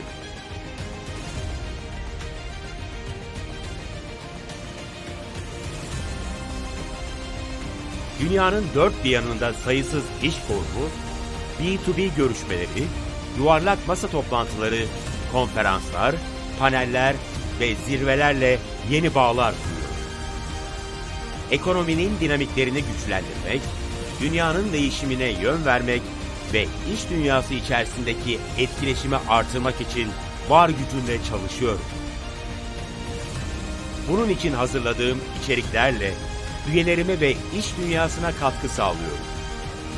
Dünyaya dağılmış Türk girişimcileri ortak bir hedef doğrultusunda birleştiriyorum. Her geçen gün insanlar, ülkeler ve hatta kıtalar biraz daha yakınlaşıyor.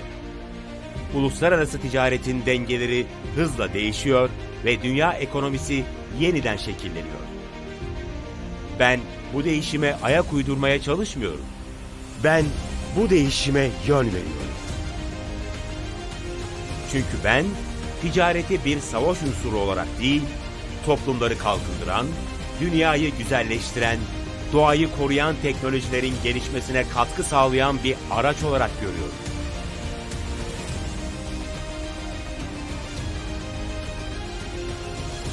Ben bu yüzden Türkiye'nin küresel ufkuyum. Türkiye'nin gücünü dünyaya taşıyorum.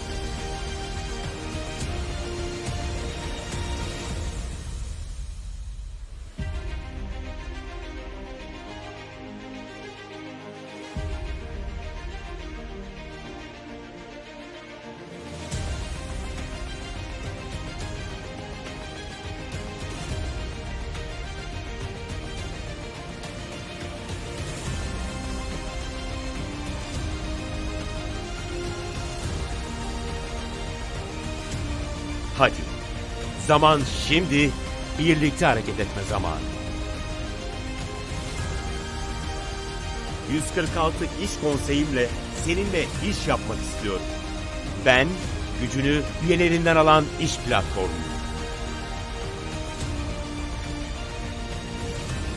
Çünkü işimiz ticari diplomasi.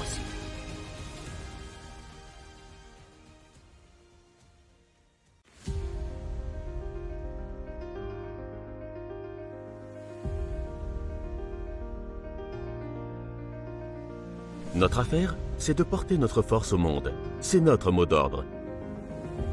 Avec ce mot d'ordre, nous sommes depuis 1985 à la poursuite des activités commerciales aux 4 coins du monde. D'abord, à commencer avec la phrase « Nous voulons encore plus d'activités commerciales ». Ensuite, le monde d'affaires turc s'est réuni avec une vision commune et on a prononcé mon nom. Mais qui suis-je ? Je suis une plateforme d'affaires qui fait rencontrer le monde des affaires turques avec toutes ses couleurs et je puise ma force dans mes établissements fondateurs, de mes adhérents, de mes conseils d'affaires, à la poursuite des activités commerciales aux 4 coins du monde et des établissements de l'aile réciproque avec lesquels je travaille en synergie. Je suis DEİK. DEİK est devenu l'établissement locomotif de notre monde d'affaires. 2019, Recep Tayyip Erdoğan.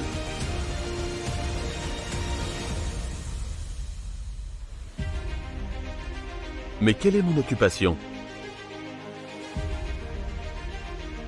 Exportation, importation, investissement dans le pays et à l'étranger, activité de fabrication et beaucoup plus.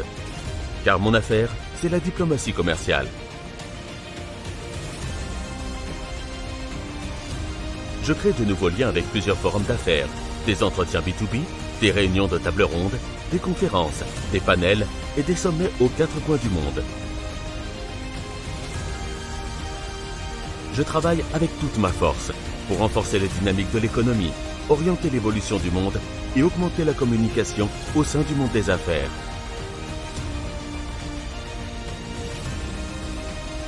Je contribue à mes adhérents et au monde des affaires par les contenus que j'ai préparés pour ceux-ci. J'unifie les entrepreneurs turcs répartis dans le monde, dans la direction d'une cible commune. Jour après jour, les peuples, les pays et même les continents se rapprochent un peu plus. Les équilibres du commerce international changent rapidement et l'économie mondiale se transforme.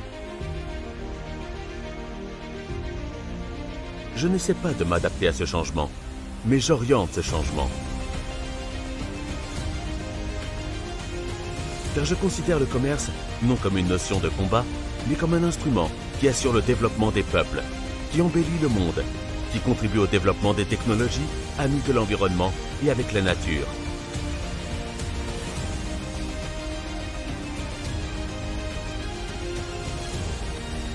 Pour cette raison, je suis l'horizon global de la Turquie. Je porte la force de la Turquie au monde.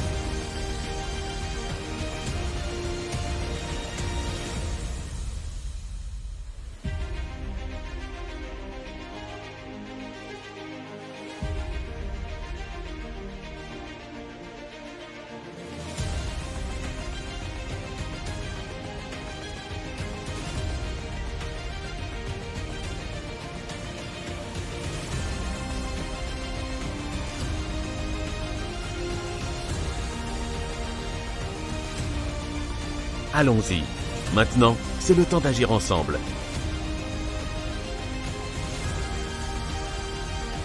Je souhaite faire des affaires avec toi, avec mes 146 conseils d'affaires. Je suis la plateforme d'affaires qui puise sa force de ses adhérents. DEİK, car notre affaire, c'est la diplomatie commerciale.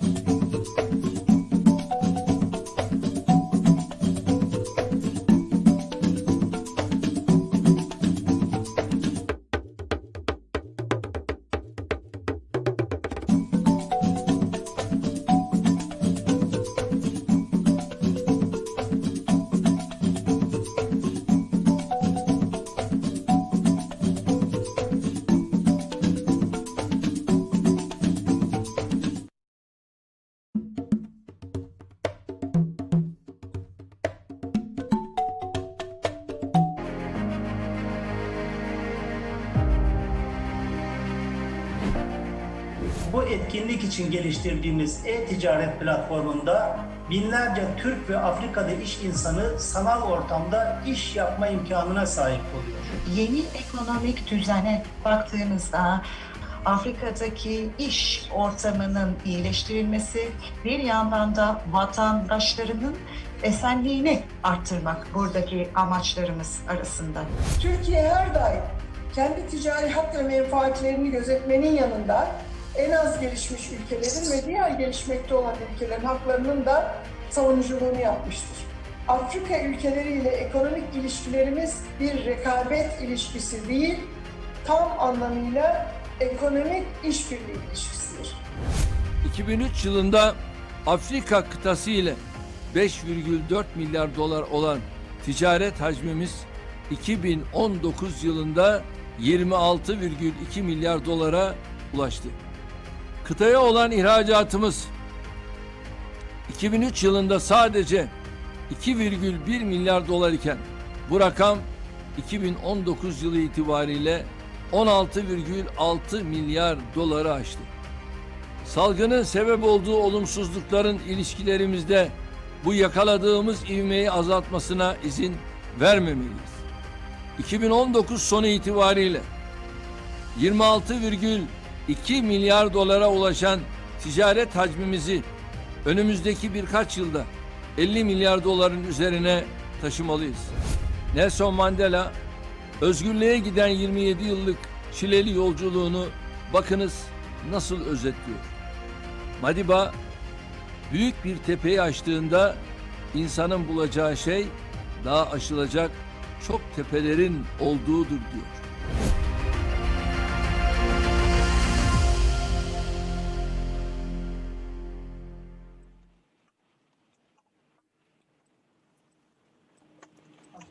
We can start, Monsieur Robinke.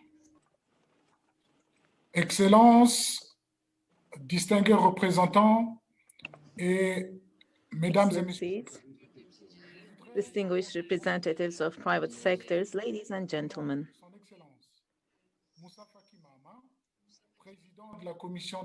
I would like to, first of all, on behalf of the President of the African Union, Mustafa Abima, and on my behalf, thank His Excellency Recep Tayyip Erdoğan, President of the Republic of Turkey,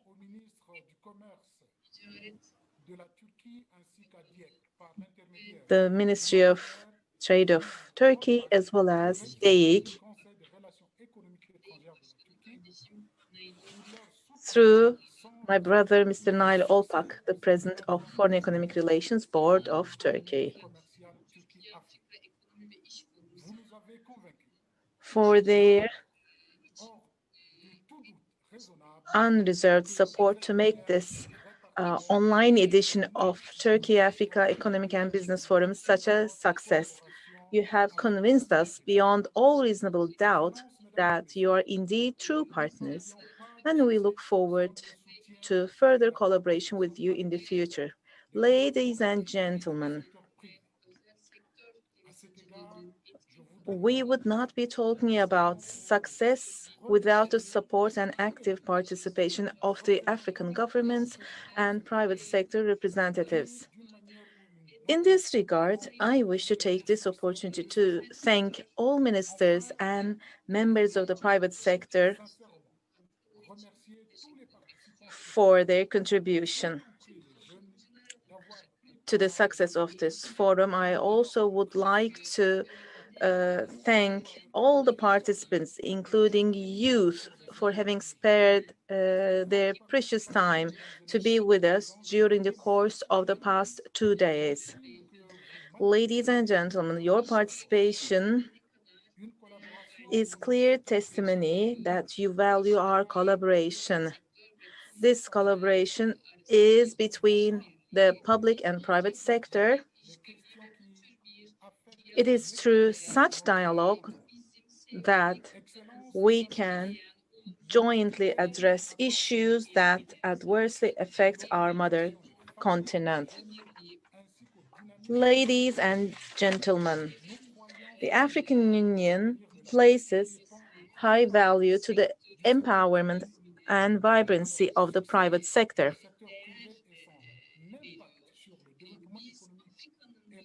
We strongly believe that the future of Africa depends on the private sector. We believe in that. The success of the private sector and its consequent impact on economic development and transformation will have a direct bearing on poverty eradication. Therefore,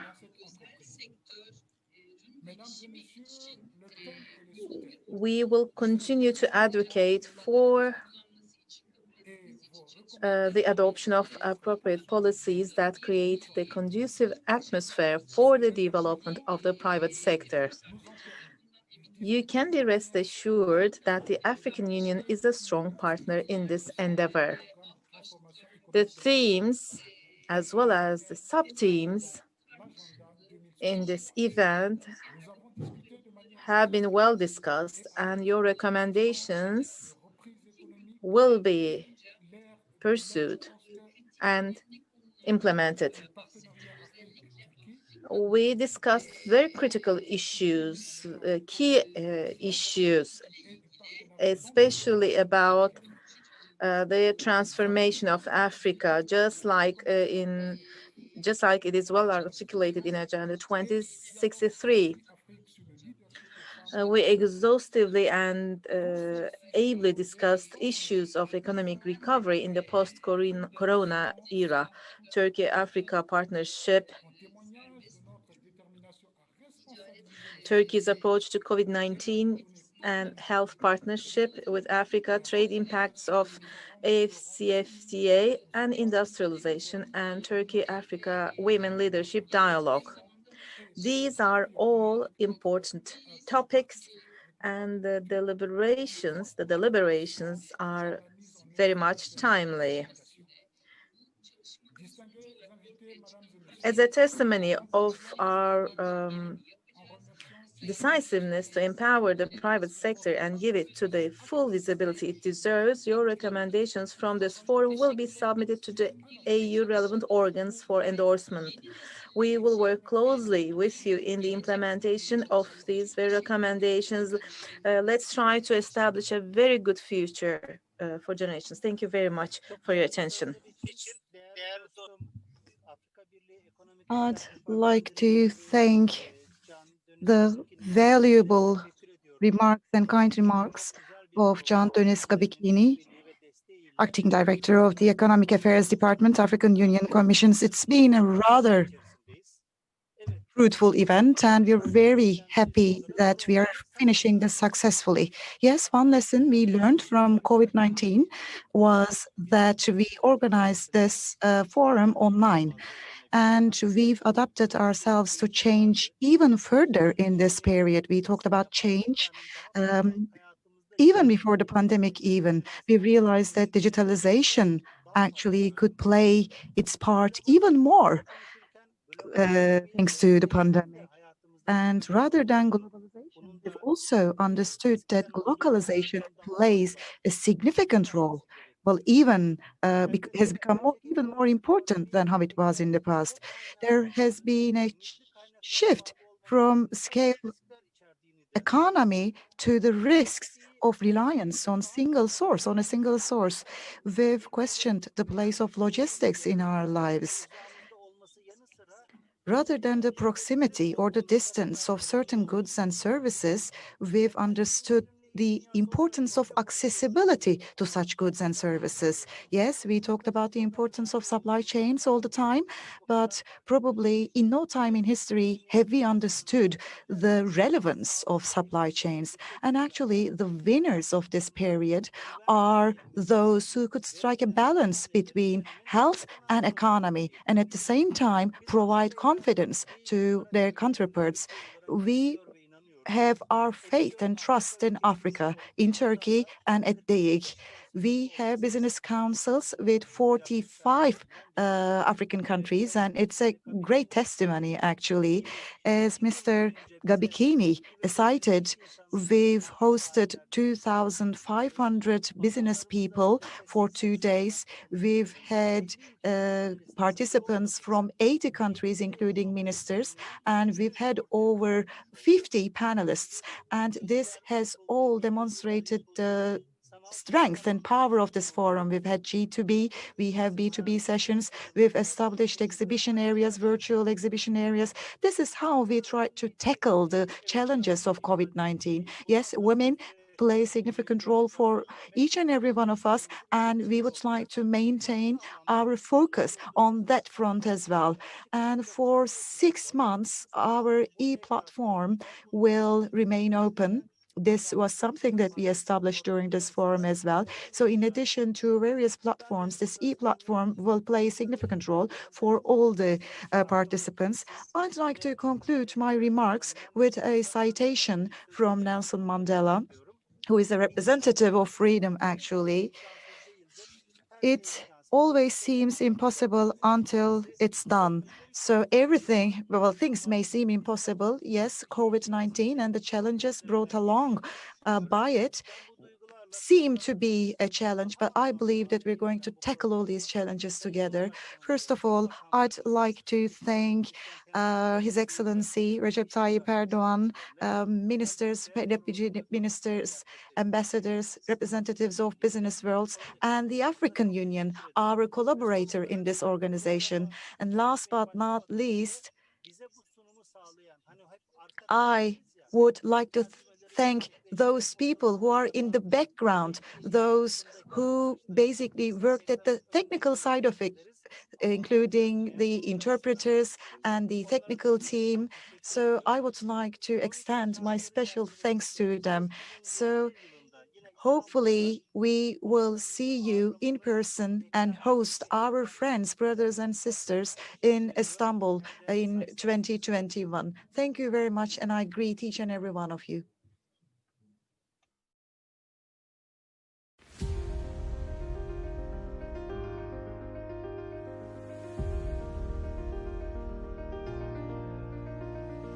Notre affaire, c'est de porter notre force au monde. C'est notre mot d'ordre. Avec ce mot d'ordre, nous sommes depuis 1985 à la poursuite des activités commerciales aux 4 coins du monde.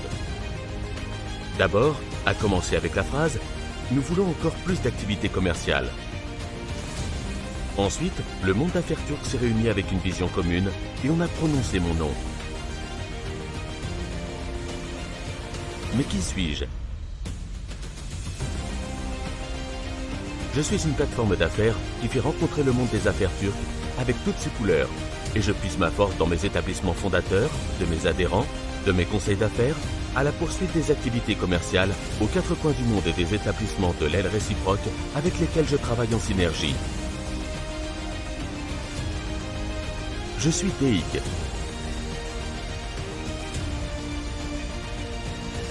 DEİK est devenu l'établissement locomotif de notre monde d'affaires. 2019, Recep Tayyip Erdoğan.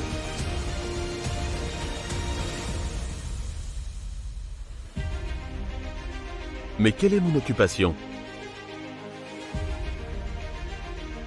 Exportation, importation, investissement dans le pays et à l'étranger, activités de fabrication et beaucoup plus.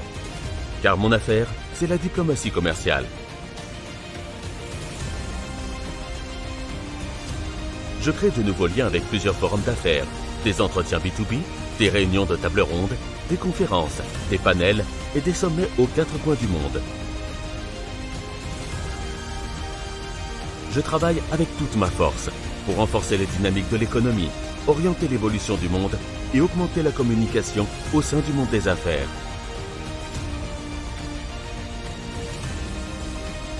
Je contribue à mes adhérents et au monde des affaires par les contenus que j'ai préparés pour ceux-ci. J'unifie les entrepreneurs turcs répartis dans le monde, dans la direction d'une cible commune.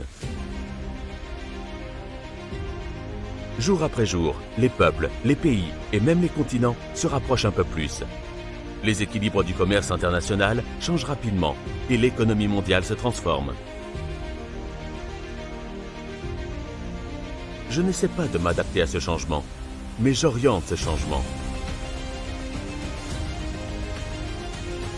Car je considère le commerce non comme une notion de combat, mais comme un instrument qui assure le développement des peuples, qui embellit le monde, qui contribue au développement des technologies, amies de l'environnement et avec la nature.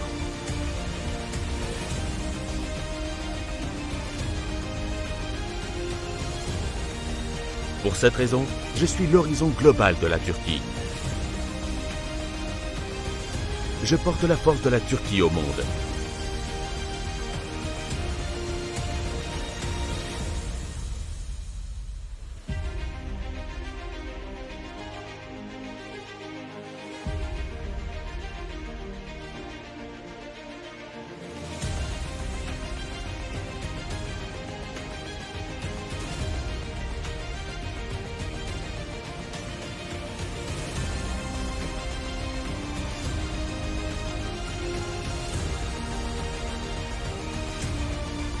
Allons-y.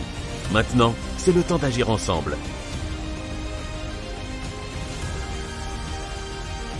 Je souhaite faire des affaires avec toi, avec mes 146 conseils d'affaires. Je suis la plateforme d'affaires qui puise sa force de ses adhérents. DEİK, car notre affaire, c'est la diplomatie commerciale.